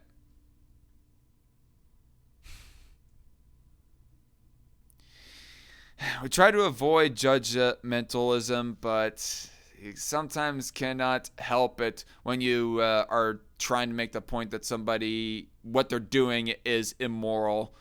And therefore, that kind of does give the logical conclusion that you're saying that person is committing something immoral, and maybe even implying that they're an immoral person. So, I don't know. Can't help with that. JC Armitage says, 300, eh? I had a Sparta joke, but it got aborted. Kicked down a bottomless well. Jeez. Holy shit, JC. Anyway. I'm not going to address any more of the chat, but that's all that I have in response to Warcorpse, and we're already at the 2-hour mark, so let's try to freaking power through all this. 1 second.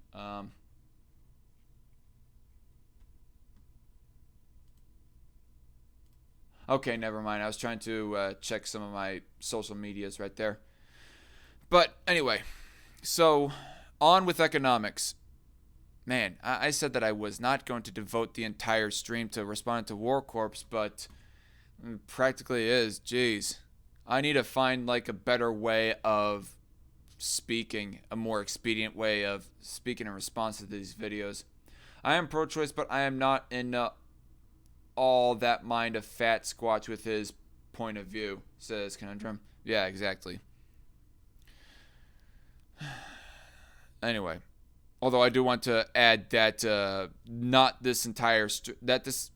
wasn't this entire stream that we were responding to Corpse and all of his arguments on abortion. We were also having fun roasting him and whatnot, and addressing the chat.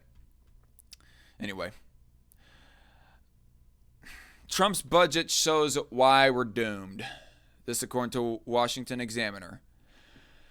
President Trump on Monday unveiled a $4.8 trillion budget that the administration is touting as a serious effort to tackle the problem of rising deficits. In reality, it's a demonstration of why the United States is fiscally doomed.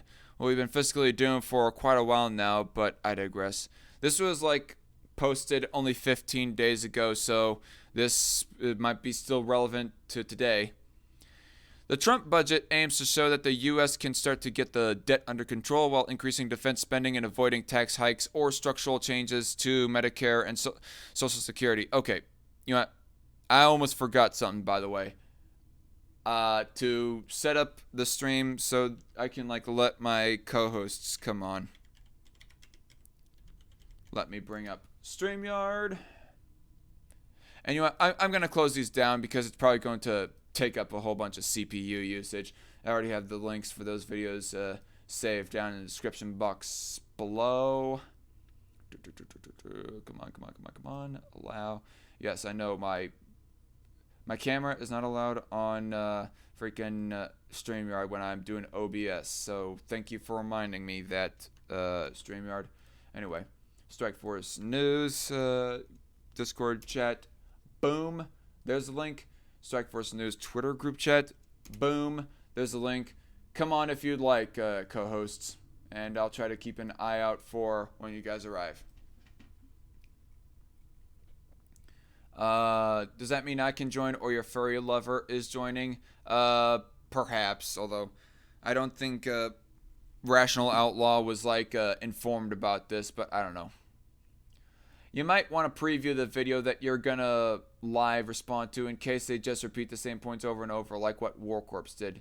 Yeah, exactly, JC. I plan on editing down this live stream, the portions of me responding to Warcorpse's dumbassery.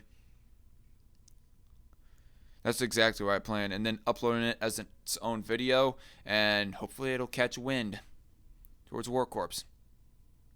I dare him to make a response video to my video. Honestly, I welcome it. He's going to give me the views. And again, if he wants to go for another round of debating, well, I'm all open to it. But this time, I am not going to be all timid about his interruptions and his shouting and whatnot. Not as timid as I was back on that stream anyways. The first live stream. Alright, so continuing on with the economic news. It does so by promising to slow the growth of non-defense spending significantly while endorsing smaller Obama-era reforms to Medicare and changes to Medicaid. The budget proposal leans heavily on optimistic assumptions that economic growth will remain strong and interest rates will remain low for the next decade. To be fair, the Trump budget has no choice of becoming law because Congress has already signed an agreement that will allow lawmakers to punt on the spending issue until after the 2020 election. There's little reason to believe that Trump will fight hard for any of the spending reductions he's outlined in the latest budget document. In the past several years, he has proposed budgets vowing to make deep cuts to discretionary spending and to restore fiscal sanity. Only to sign whatever Congress sends to him. The budgets he has allowed to become law have allowed spending to blow past the limits that were put in place as a result of Tea Party pressure during the Obama era. And there's no reason to believe anything would work out differently this time. Well, I have to kind of disagree with that. I mean, there is the Democratic Congress that will keep in check of Trump somewhat, at least. And I noticed that Conundrum is there in the chat, so I'm going to let you on. Hello, Conundrum. Hello there. How's everything? I saw you were dealing with the finest zoo exhibit ever, the rare and exclusive Fat Squatch. Yes. Warcorpse 666, exactly. So, what do you think overall of my responses to those two videos, and what do you think of those two videos on Warcorpse's part 2? I view that Fat Squatch is still Fat Squatch, with his constant fallacies, the suffering of foot and mouth disease, and the only type of meat he loves is by a guy named Tyrone. Or TJ Kirk. Oh yeah. I think the shit argument he is.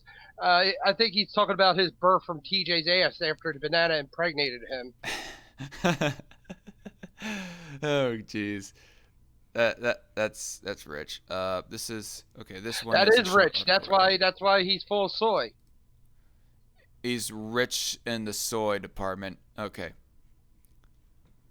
Okay, this article right here isn't too long, so I got at least 3 articles to do, and it's probably going to be a late day of responding to or reviewing articles, peoples. So anyway, so how does Trump's budget at least claim to reduce deficits by 4.6 trillion while boosting defense spending and avoiding tax hikes or serious entitlement reform? It promises to increase defense spending slightly but reduce non-defense spending, discretionary spending, by 1.6 trillion. Well, 1.6 trillion doesn't translate to 4.6 trillion, so explain how that works. Using an Obama-era accounting gimmick, it takes an inflated using an Obama-era accounting gimmick, close down. It takes an inflated assumption of what the U.S. would otherwise be spending on war, known as overseas contingency operations. Oh man, that's the PC term that Obama decided to dub military interactions. Don't be pussyfooting around it and using Obama's terms. Anyway, and claims 560. Just call it like military interventionism. Just call it that. And claims $567 billion in savings against the baseline. There are cuts to government waste and foreign aid. Funny thing, here's another thing.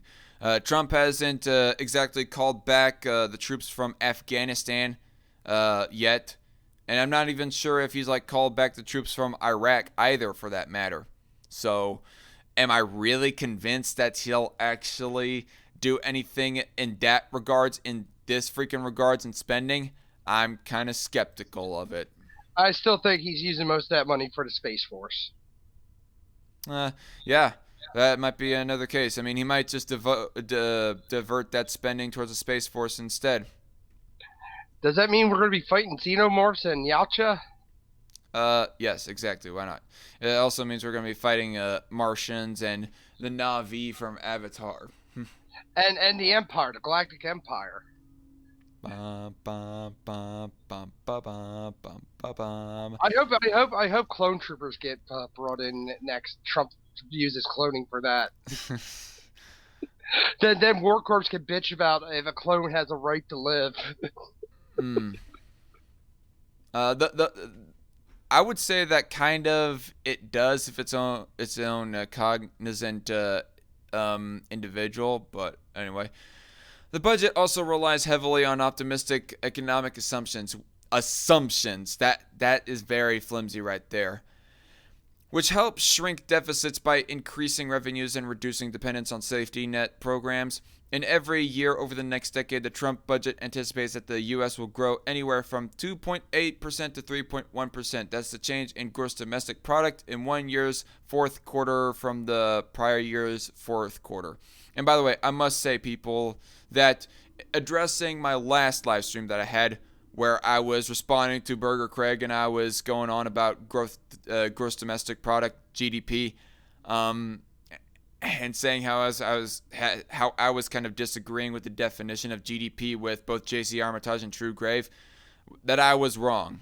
When I gone researching it, just the bare bones surface level research of the definition of GDP, it does include government spending. So GDP kind of... You heard that. He admitted he's wrong. Yeah. Anyway, to provide an idea of how unrealistic that is, in 2018 and 2019, which Trump touted as amazing economically, growth was at 2.5%. The new budget numbers are based on the idea that the U.S. will do better than this for a whole decade. I mean, really, you know what would be a better measurement as far as measuring how economy is going? It would, how much assets that the entire population in the United States holds. Hello, Aspie. Hey, what's going on? Not much, just talking about economics at this point. But what do you think, if you have anything to add about that response to Warcorpse? Like, what do you think on both of our parts? If you watched enough of it, anyways. He was needlessly passionate about what he was talking about. I understand abortion is a subject which stirs up a lot of emotions, on both sides of the aisle. But I think you handled yourself pretty well. The guy was making a lot of emotional and a lot of logical fallacies. That's the problem with people who at least don't have at least somewhat of a class in critical thinking. Have some knowledge. It's because they don't know. At least I can work through if I am making fallacies or not. But obviously, he wasn't like the response he was making. It wasn't like a thought out response. Where he made a video where he wrote down a script and had some time to think about what he was gonna say. Yeah, well, even my video was unscripted, but even then. Remember, Warcorpse is a guy who shoots from the hip. Hey, when you shoot from the hip, you end up missing a shit ton. And right then, he was missing at least 70, if not 90% of the time on his points. When you shoot from the hip, 9 times out of 10, your gun's going to jam or you're going to blow your fucking dick off. And I think he blew his fucking dick off. By the way, hey, Conundrum, how's the baby doing? No, we don't talk about that, Aspie. We don't talk about that. That's a tenuous issue that he's gonna have to tell you in DMs or tell you on one of his streams or something. Yeah. It's a long story. But anyway, yeah. I mean, here's the thing. I was kind of. But my niece is doing great, Aspie. I love my baby niece. I'll actually show you pictures of her. Okay. I may not be a dad, but I'm a proud uncle. But anyway, I mean, I was kind of passionate in myself in my response towards Warcorpse, but yeah, I was more angry at the fact that he was just acting like nobody had said something in response to his arguments. More than anything, I wasn't even getting overly emotional at the fact of him dismissing right to life. Although I was laughing at it more than anything. Wasn't whining or crying, but anyway. Oh yeah. Thing is, I view that Warcorpse should actually start analyzing a video more better. God, believe me, the commentary community ripped him apart dozens of times. He's one of our easy targets. Jesse Armitage. By the way, I gotta go. By the way, I was just coming in to say hi. I gotta go because I'm studying for a class in taxes tomorrow. So that's okay. I hope you pass, man. All right. Nice to chat, even if it's briefly, with you again, Aspie. Yeah. All right. It's good seeing you guys. Peace out. Bye. Later. If you use a laser sight, you might hit with hip firing, says JC. Well, yeah, I don't think Warcorpse is using a laser sight, though. JC also says, oh yeah, don't forget that the Imperium of Manned Space Marine Forces is gonna be fighting Tyranids and Chaos Demons. Well, if we get to a point in space of where that we come across the Imperium and the Chaos Demons and Tyranids, well then we are royally fucked and we'll have absolutely no way to repel against them. Oh yeah, and I don't think he has a laser vision on his gun. He may have beer vision on his gun, but not laser vision. Yeah, beer vision. Anyway, in addition to the optimistic growth assumptions with interest rates at historically low levels, the new budget assumes that they will be lower than currently projected, reducing net interest payments by another $600 billion. It also proposes $2.3 trillion in savings on the mandatory side of the budget ledger, which is where the bulk of the U.S. budget goes. Trump, facing re-election, has reiterated his pledge not to overhaul Medicare and Social Security. What his budget does to achieve mandatory savings is to revive various Obama-era proposals to reform the way medical providers are paid through Medicare.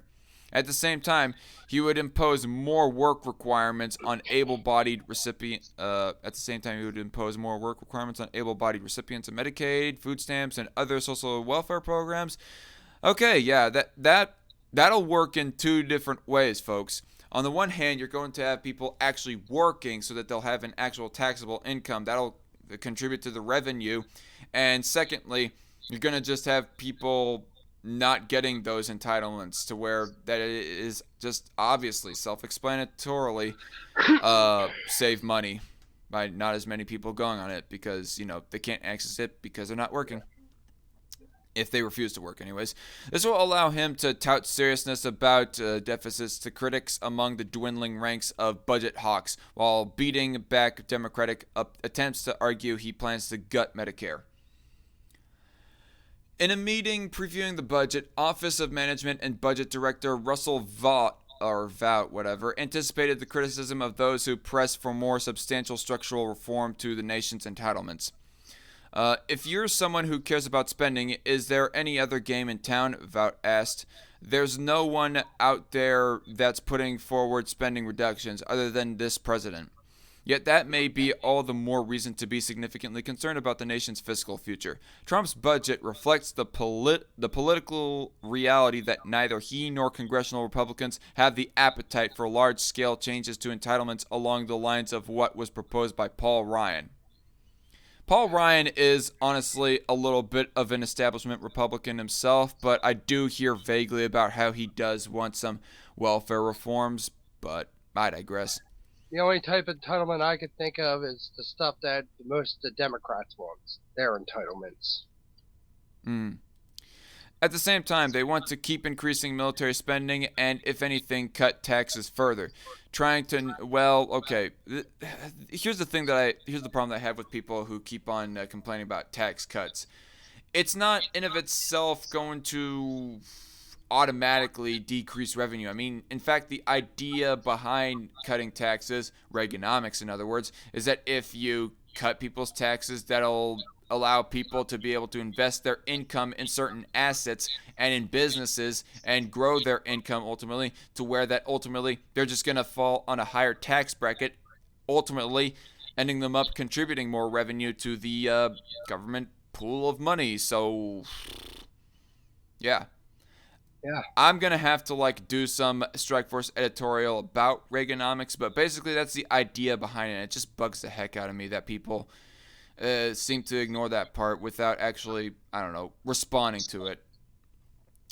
Trying to narrow the what were you going to say, Conundrum? It's more with the whole deficit thing. I think Trump is he's starting this Space Force shit. I think most of that money is going to go to that, basically, because we're going to be exploring. We're going to have a force on space, and we have to have weapons and learn how to breathe on it on other planets and stuff. That's the thing I can think with most of this budget cutting and stuff. And I think, personally, with the budget cuts, it's going to happen. Yeah. Regardless. Well, every president, you have to cut the deficit down. Mm-hmm. If you don't, we're just going to go further and further in debt. And we complain about, this is our country, we complain about the deficit being high, which increases inflation, but when we're trying to cut down the deficit, we complain even more. So it's like a no-win situation, in my opinion. But the president's trying to do the best he can, and even though I don't like the motherfucker, I wouldn't say that he's really doing the best that he can. If he was really doing the best that he can as regards of spending goes, he would not be as wasteful on the wall. He probably would not even create a completely new branch of the military, the Space Force in other words. He would not offer out a $1 trillion stimulus package I'm pretty sure he did back in 2017. And, other stuff like that. Mm-hmm. But at the same time, you gotta admit, some of the stuff, Obama tried to cut the deficit down, it failed. Bush, Clinton, all that. Every time a president tries to cut this deficit down, you're going to get people who shit on him, regardless. I'm not going to say that he tried to, decrease the deficit because, really, I say that whatever happened in the the 6 years after that he had lost the House, whatever budget cuts were done, that was more in spite of him than because of him.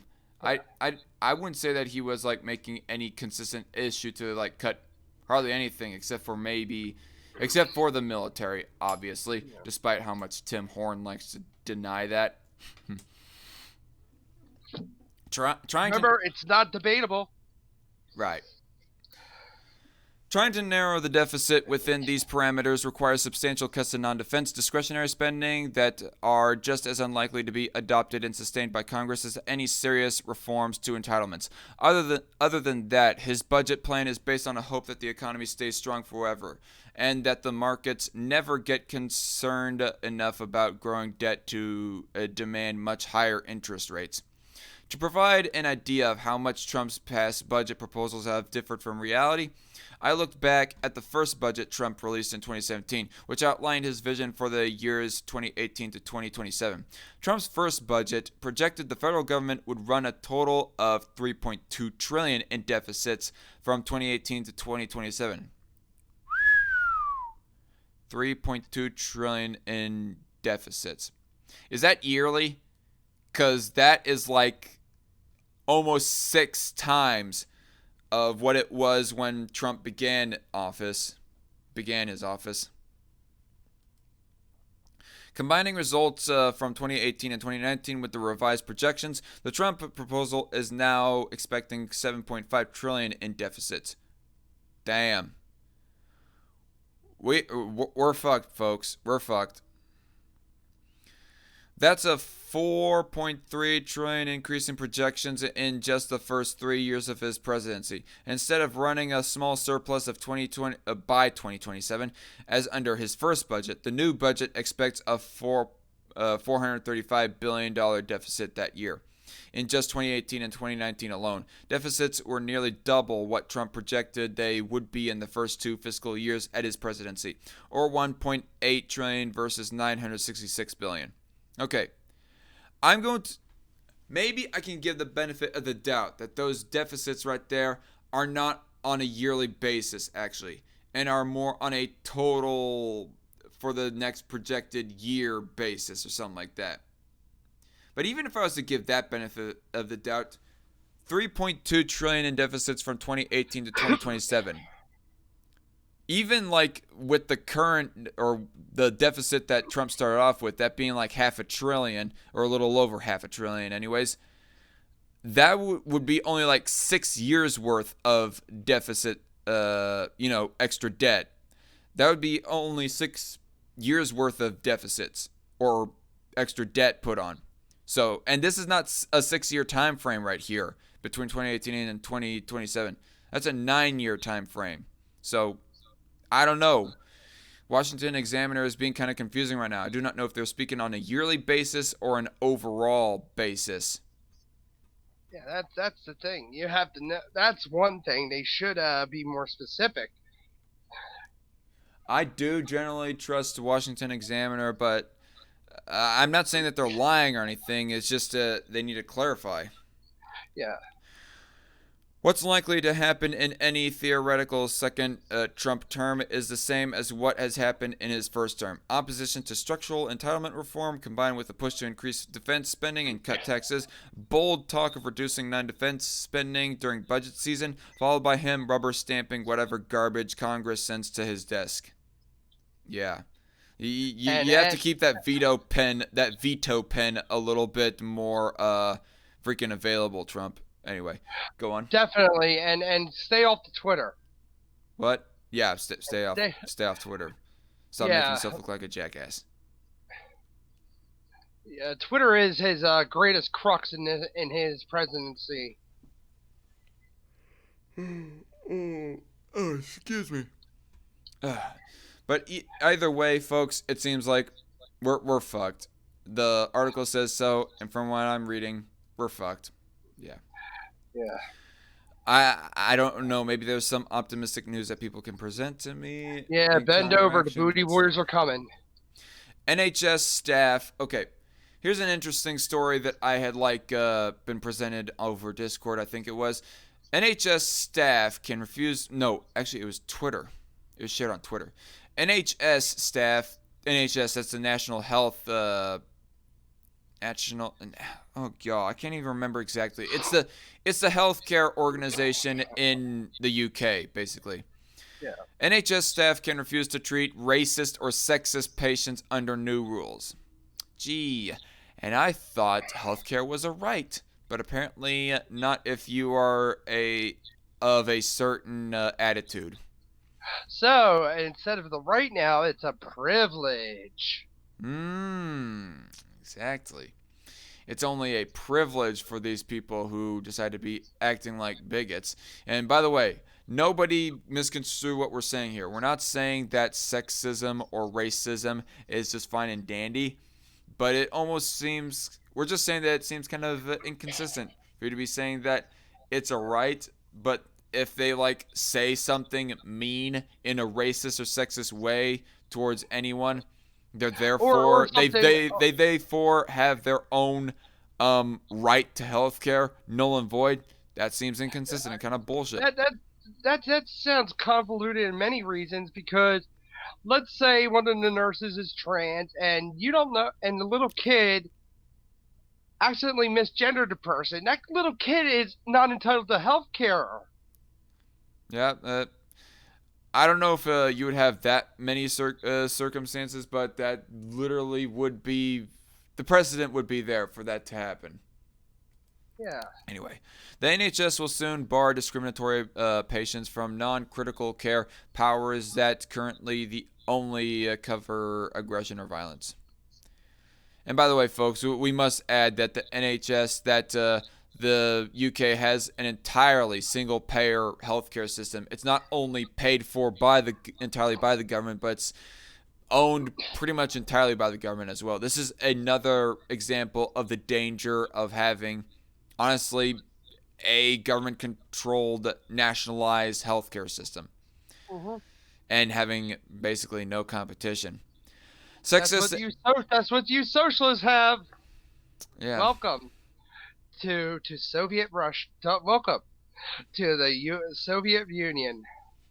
And what if the person isn't necessarily racist? What if they're just against illegal immigration? Does that mean that their right to health care is null and void?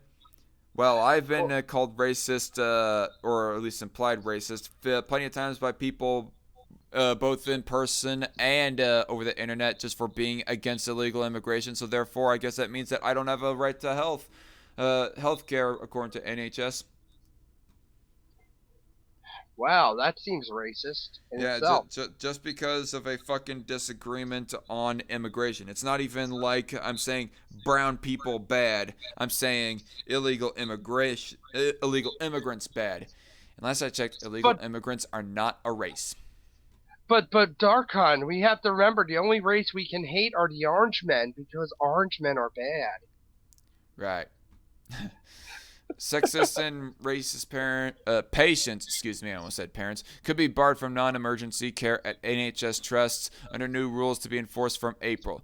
Currently, staff can refuse to treat non-critical patients who are verbally aggressive or physically violent towards them. See, that's understandable right there. Well, the physical violence in particular right there. Yeah. But, yeah, it seems understandable. But let's see further what their breakdown is. But these protections will extend to any harassment, bullying, or discrimination, including homophobic, sexist, or racist remarks. So if a person says, I disagree with the idea of two dudes making out, then is that homophobic, and therefore their right to health care is ultimately null and void? What if somebody just mentions, oh, statistically speaking, women are weaker than men. They have less of a bone, less dense bone and muscle structure and whatnot. Apparently, that could be considered sexist in some people's eyes, and according to them, that means that they don't have a right to health care. Yeah, that is true. That's a case. That's kind of fucked. All right. Like a doctor who's operating on a woman, and let's say another nurse is accidentally giving her the woman the wrong type of treatment and giving her male treatment, and he's like, she's a woman. She deserves female treatment. You know, a nurse can actually say that doctor's being racist. Yeah, maybe. And I noticed that my view count has kind of dropped since I was done with Warcorpse. That's completely understandable, by the way, folks, because we're getting into the more boring stuff. I'll probably clip this part of the stream out as well because this is interesting. And according to JC Armitage, funny how pro-UHC people, he's meaning universal health care, people claim that non-nationalized health care would constantly deny people service, yet that's exactly what the NHS is doing right now. Exactly, JC. God, that's some Rick and Morty type logic right there. Yeah. And really, I mean, any type of a political belief that a person might adamantly have, might legitimately have, could be misconstrued as some kind of bigoted. I mean, take it from my experience. I mean, I've been called sexist just for being against abortion by, Owen and his clan. So does that mean that pro-lifers, according to some people, are denied health care under the NHS? Apparently, maybe. What do you say, Conundrum? You basically might Owen again because guess why? You just called him the Klan. Oh, right.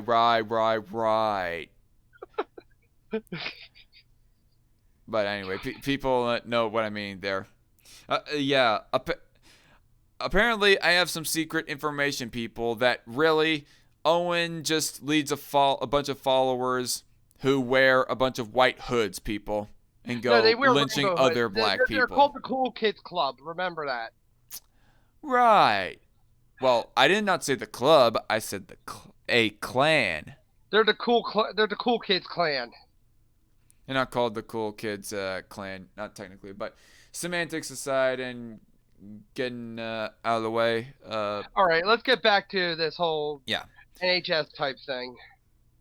Ambulance workers are among those worst affected by abuse, and if people are going to be violent towards ambulance workers, well, then I understand denying that violent person health care, but I digress. Health Secretary Matt Hancock wrote to all NHS staff on Tuesday to announce stronger measures to investigate abuse and harassment towards staff, saying no act of violence or abuse is minor. Being assaulted or abused is not part of the job, he said. What about disagreements of politics and putting up with those disagreements in politics? Is that part of the job? And you say abuse. I mean, if you're going to seriously call, like, oh, I disagree with abortion, if you're going to imply that to be some kind of verbal abuse or something, well, then that's bullshit. And the thing is, it violates HIPAA laws. Yeah, well, okay, we're talking about the UK here, not the US, so I do not know of how. No, HIPAA is everything in healthcare. A doctor must have to take a Hippocratic oath. Oh, okay. You're talking about some moral thing, that they do.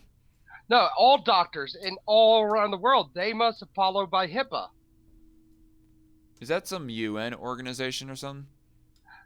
It's a national. It's a world. It's international. Okay, I did not know that, honestly. Every doctor has to take a Hippocratic oath. Honestly, I am not for that kind of enforcement of things, but I don't know. If they're refusing service, if the Healthcare Association is refusing service, it's a violation of HIPAA.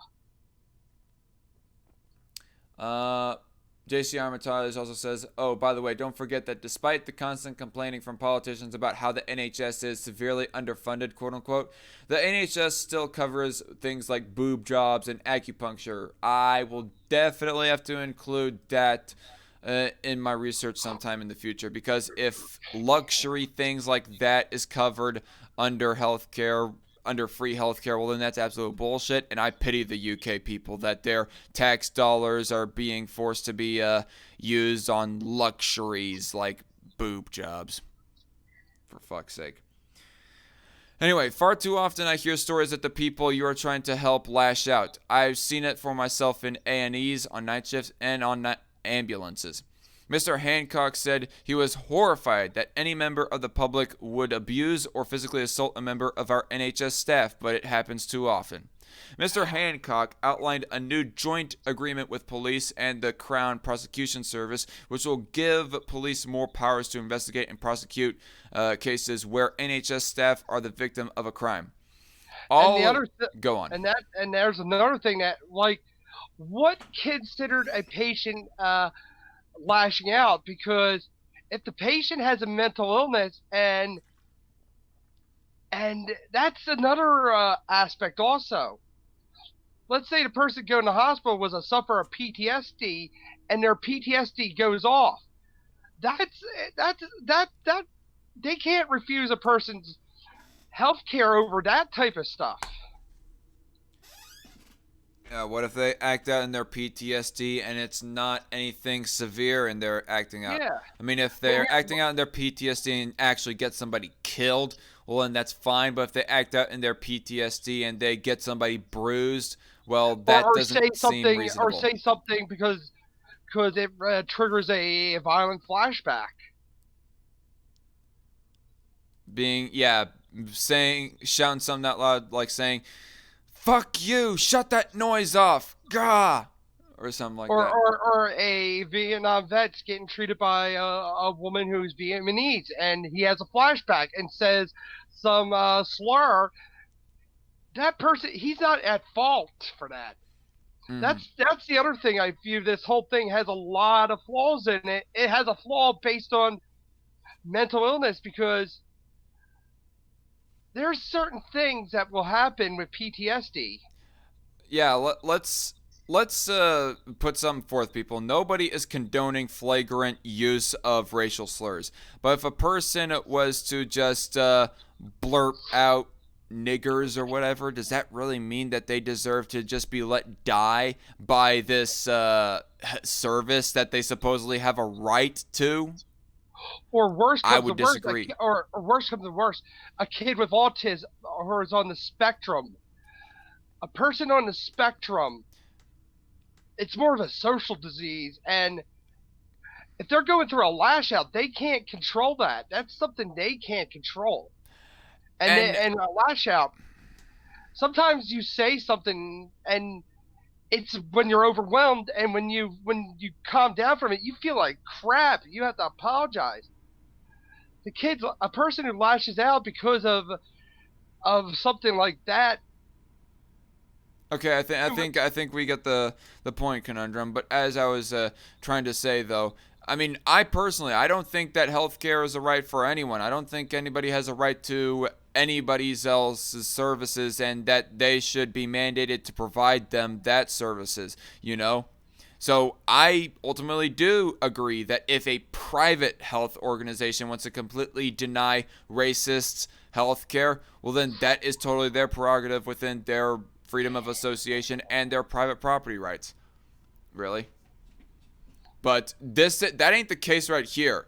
Supposedly, everybody has a right to healthcare. And you're saying they don't have a right to healthcare just because they say them damn towel heads or something. Yeah. And, God. There's a lot of things. And even if I was to like run my own healthcare organization, I would not say deny these people healthcare just because they're being a fucking asshole in that kind of way. Yeah. That's me personally if I ran my own healthcare institute, but I digress. It's another way to control the masses also.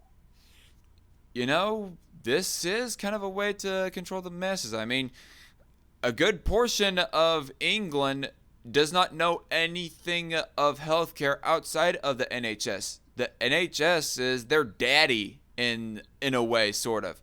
So they are damn well reliant on the NHS. They don't have hardly any other options. And if you're going to be like denying them healthcare or controlling their healthcare because XYZ, then ultimately that is an indirect way of controlling the masses. You got a point there, Conundrum. Welcome to communism. The way to control people. Yeah, or a step towards it, anyways. All assault and hate crimes against NHS staff must be investigated with care, compassion, diligence, and commitment, he said. Assault, fine. Depending on how severe the assault, though, is, of course. If it's just a mild slap across the face, well, I don't know. Yeah, But hate crime, some people, hate when they're crime, getting define needled, hate crime, though. Go on. that's like a 2-year-old kid getting a needle, and he's scared, so he smacks a nurse. Yeah. In that case, you can't consider that abuse. The kid's definitely afraid of needles. Yeah. All right, let's power through conundrum. These new rules were announced with the release of the 2019 NHS staff survey for England, which showed more than a quarter of NHS workers were bullied, harassed, or abused in 1 year. 4 in 10 workers felt unwell due to work-related stress. About 1 in 7 of the some 569,000 staff surveyed reported being physically attacked, up slightly on the year before. The poll found staff at to what extent are we talking about? Like, if we're talking about staff being injured, that's fine. Deny the health care to those types of people. But really, physical attack and physical assault, that is a broad term. I mean, even if I was to just, like, push conundrum here, for example, that is considered assault. And it could be, by extension, considered an attack as well. Yeah, but I'm not that type of person. I know a push is a push. Right. A handshake can be considered assault now. Oh, what the fuck? A hug can be considered assault in these days. Just nudging down somebody's newspaper that they're reading is considered assault, according to Legal Eagle. If you know that reference, right? Talking about Captain Marvel. Oh, yeah. The deleted scene. Yeah. Apparently, I'm actually getting pretty tired, so I'm going to be heading out. See ya. Well, thanks, JC, for staying as long as you did. I don't blame you for leaving, though, because I'm getting tired myself, and I'm realizing that I'm taking so long. And I'm sorry for breaking down the analytics of their arguments. It's not really analytics. It's more like, I don't know. It's not, I don't know. Go on. I'm breaking down their points to the bare minimum. Yeah. No, it's fine. Anyways, the poll found staff at ambulance, mental health, and learning disability trusts were worst affected by abuse and violence. NHS Chief Executive Sir Simon Stevens said his service was determined to clamp down on abuse and aggression in all its forms. Christina Christina McAnea, Assistant General Secretary of Unison, said that although she welcomed Mr. Hancock's tough talk, quote-unquote, it came many months after he promised to tackle violence.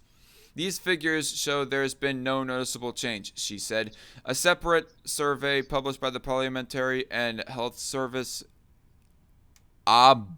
Ombudsman, that's a hard word to pronounce, found that 1 in 5 mental health patients do not feel safe in NHS care.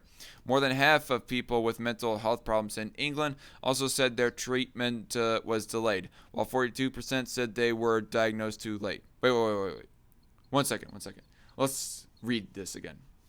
Yeah. More than half of people with mental health problems in England also said their treatment was delayed, while 42% said they were diagnosed too late. So much for the efficiency of single-payer healthcare system, Bernie Bros.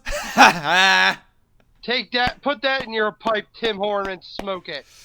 Yeah, and that's not to say that that's the end-all be-all of the single-payer healthcare debate. Like, I'm not that arrogant, but still, there's just a mere example when it comes to that. Darko may not be that arrogant, but you sure to hell know his negaduck is. Yeah, sure. Anyway, by the way, I just want to preface that girl doesn't look too bad. Not at all. Let me see this. You have to see the stream browser. Damn, Wowie! It's a slightly lighter version of Delirium. No, the cat. My dear cat chat is not that dark. Oh, I'm sorry. I forgot. I'm sorry for insulting Delirium 2.0.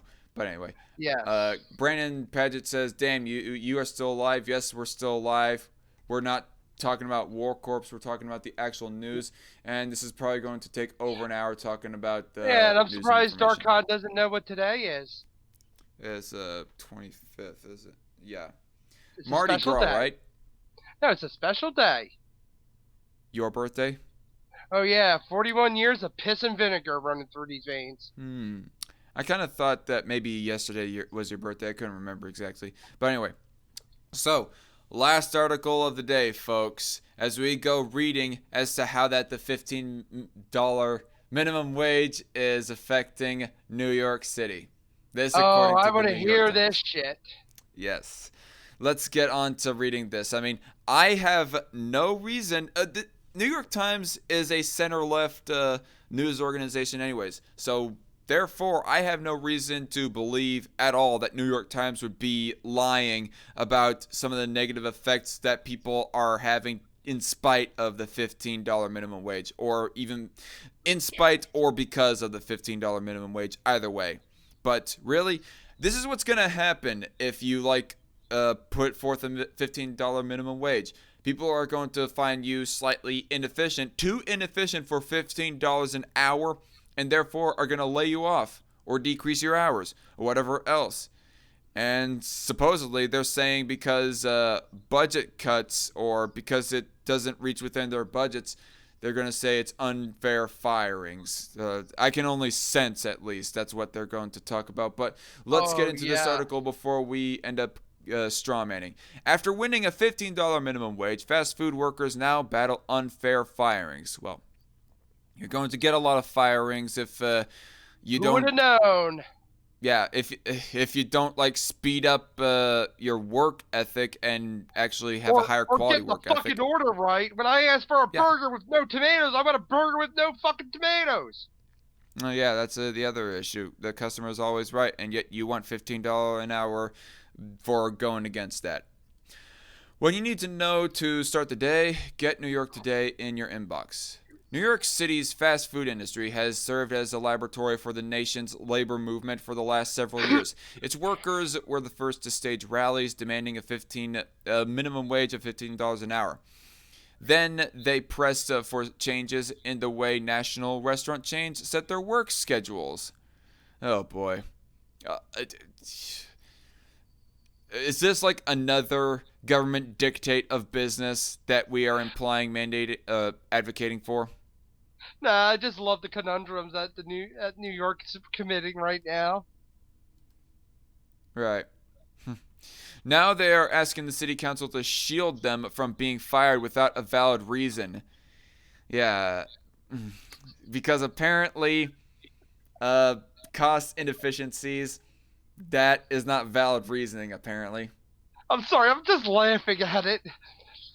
That protection, the sort of job security that unions usually bargain for, would be a first for a city to provide to workers in a specific industry, labor law experts said. City Councilman Brad Lander said he planned to introduce a bill on Wednesday that would require fast food businesses to show just cause, quote unquote, for firing workers and give them a chance to appeal dismissals through arbitration. Okay. Who the fuck are you to determine what is unjust cause for firing somebody? And are you going to break down at all by statistics as to what percentage of fast food workers get fired for this reason, or what percentage of fast food workers get fired for that reason? What constitutes a unfair firing? Yeah, because if a good chunk of them, or even most of it, is because partly or even mostly because of cost inefficiencies, well then you're just going to end up playing into the hands of us who are against the minimum wage. Mr. Lander, a Democrat from Brooklyn, said he was responding to surveys of fast food workers indicating that there's a substantial percentage of employees that have been fired unfairly. One woman said she was fired from a Chipotle restaurant for not smiling enough.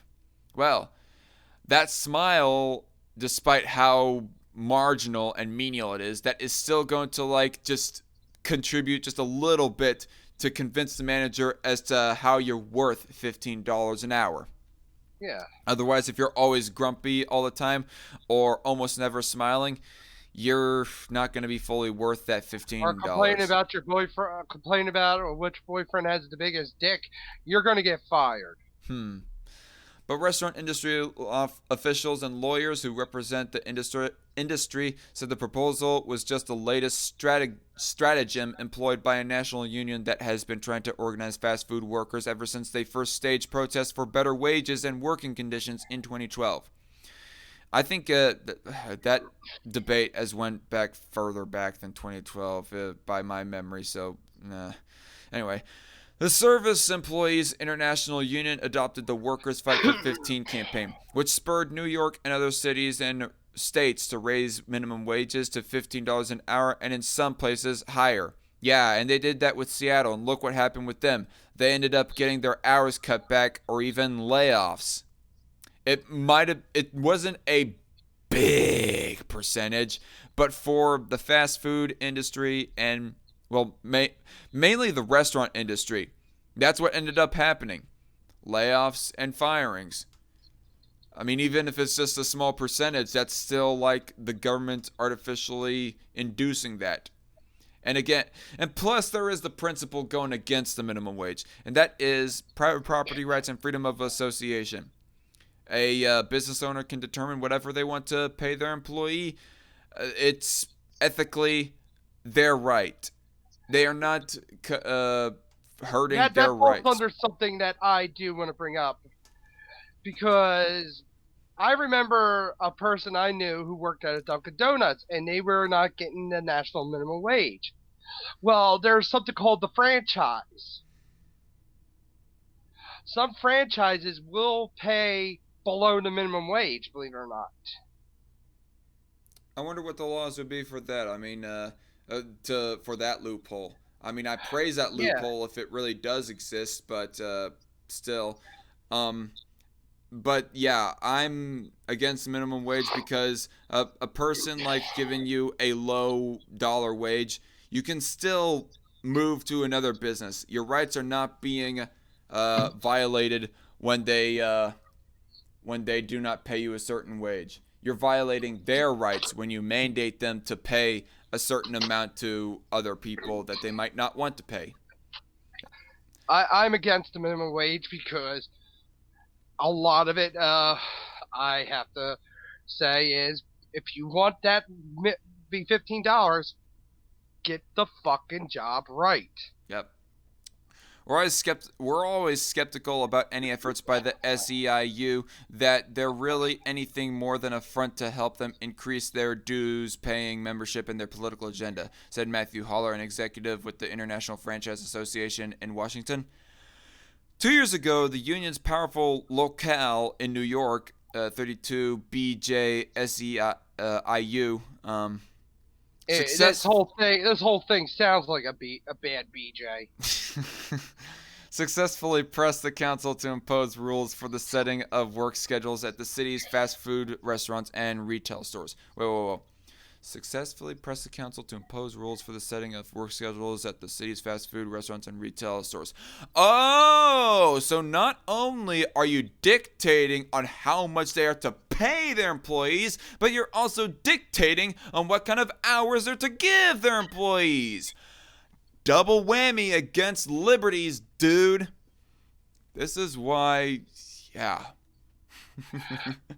Basically, if you want that $15 an hour, you should do what your boss tells you to do at McDonald's. If you have to dress up like Grimace to keep that $15 job, you gotta dress up like the fucking Grimace. Anyway, I don't get that reference, but anyway. The rules came in response to complaints from workers about being given too little notice about when they would be needed or not needed, making it difficult for them to plan their lives.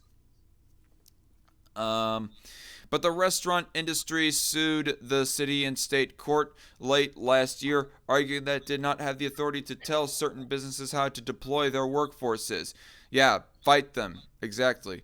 The industry believes that power resides with state officials who are also working on establishing scheduling rules. The suit is ongoing. The SEI, okay, the suit is ongoing, so that tells me that the law has not been lifted from New York yet, so that's real pity. Do not move to New York if you're... Crimea River. Do not... Crimea River? Are you mocking libertarians' conundrum? I'm mocking the liberals. Okay, well... I was referenced... Anyway, whatever. I thought you about the minimum wage type shit about I'm not going to address it. Complaining. I was saying that the law mandating how they're to schedule their employees has not been repealed, and I was kind of implying a complaint about that. And my point on that is, yeah, New York, very unfriendly to business. Do not move there if you're like a upstart business owner. Okay. The SEIU is putting in place a strategy that starts in New York but doesn't end in New York, said Michael Saltzman, managing director for the Employment Policies Institute, a pro-business research group in Washington. Is it now? The union is playing a dangerous game with the fast food industry in New York by demanding so many changes in work rules they may respond by finding ways to operate with fewer employees. Michael J. Latito, a labor lawyer whose firm represents the restaurant industry, said New York's requiring just cause for firings by fast food employers would be a first in the country. He said New York City, San Francisco, and Seattle have been competing to out-progressive one another by imposing labor-friendly regulations on low-wage businesses. Wow. Bunch of dicks you guys are. Like, you're stomping on small businesses for a political agenda. Wow, you're so fucking humane. I feel so good for you guys. Not. That's yeah, they do have a humane mind. Oh god. But yeah. Mr. Haller said the proposed Just Cause legislation was a solution in search of a problem and questioned its timing, given that New York City has an all-time low unemployment rate of 4%. Does it really? Are we taking into account labor force participation as well?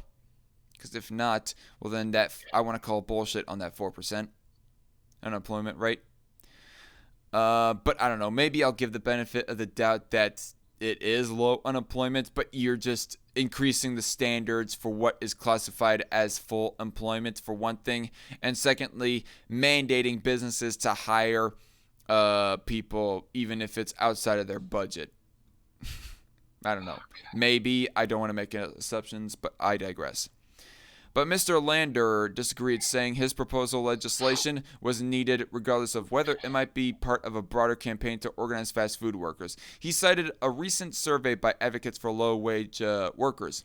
The Center for Popular Democracy, the National Employment Law Project, and Fast Food Justice that found that about 2/3 of workers fired from fast food jobs said they had been fired without being given a reason. Maybe it's because you were too damn expensive to keep on. Or you're too damn lazy to follow orders. Yeah, too lazy. I mean, that is the thing with some managers. They'll in the middle of your employment tell you so many fucking times how you're doing wrong, and it just gets to a point like at the bare end of your time working there that their patience wanes so thin that they don't want to even speak to you anymore. They just say you're fired, and ultimately I say they're right, really. Yeah, and if you have a complaint about it, cry me a river. Yeah, go search for another job.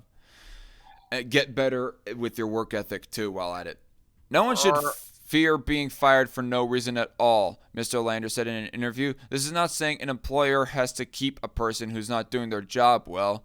Oh, really? Really? That sounds like a large steaming pile of bullshit right there. I will play devil's advocate on this. Unless the person's MR or has Down syndrome, then I can agree to disagree. Yeah. If they're a mid-functioning autist or something like that, maybe, but that's not the vast majority of people living in the country. Yeah. Some people just have a thing called chronic laziness. And no, I don't want that to be an actual CDC instituted mental diagnosis. I'm just saying chronic laziness just because they're, just to be hyperbolic, basically. The survey results are included in a report published by union-backed groups that have been pressing for greater regulation of fast food restaurants and other low-wage businesses. Hector Figueroa, the president of 32BJ, said the rate that's a very bad abbreviation to have for your law right there, honestly. Yeah, a 32BJ. That sounds sexual in nature. Yep. Said the rate of firings for little or no cause is a big problem in the industry. He called it one of the things that give the fast food industry a bad name. And here's the thing: if firings and layoffs are happening more often after the $15 minimum wage, well then that you're kind of shooting yourself in the foot there, because you're just presenting the evidence right there that basically this is what a higher minimum wage is going to cause. More firings. Thank you for admitting this, New York Times. Corey Johnson, the council speaker, did not say whether he would support the bill, but a spokesman said he was supportive of the rights of fast food workers. Nobody has a right to somebody else employing them. All right? Okay. You do not have a right to associate with a business owner and be employed by them. Ethically, you just don't, like, plain and simple. Yeah. Several people who worked for National Change recounted tales of being fired on the spot for the slightest of transgressions. Okay. I will say they are being a bit of a dick. Like, if you're fired just because you get like one order wrong, they're being a bit of a jerk off.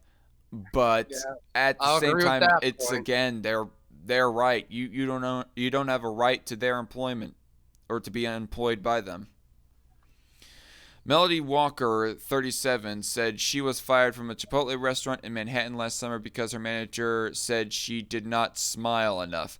She said the firing came a few months after her work hours had been sharply reduced without explanation. Gee!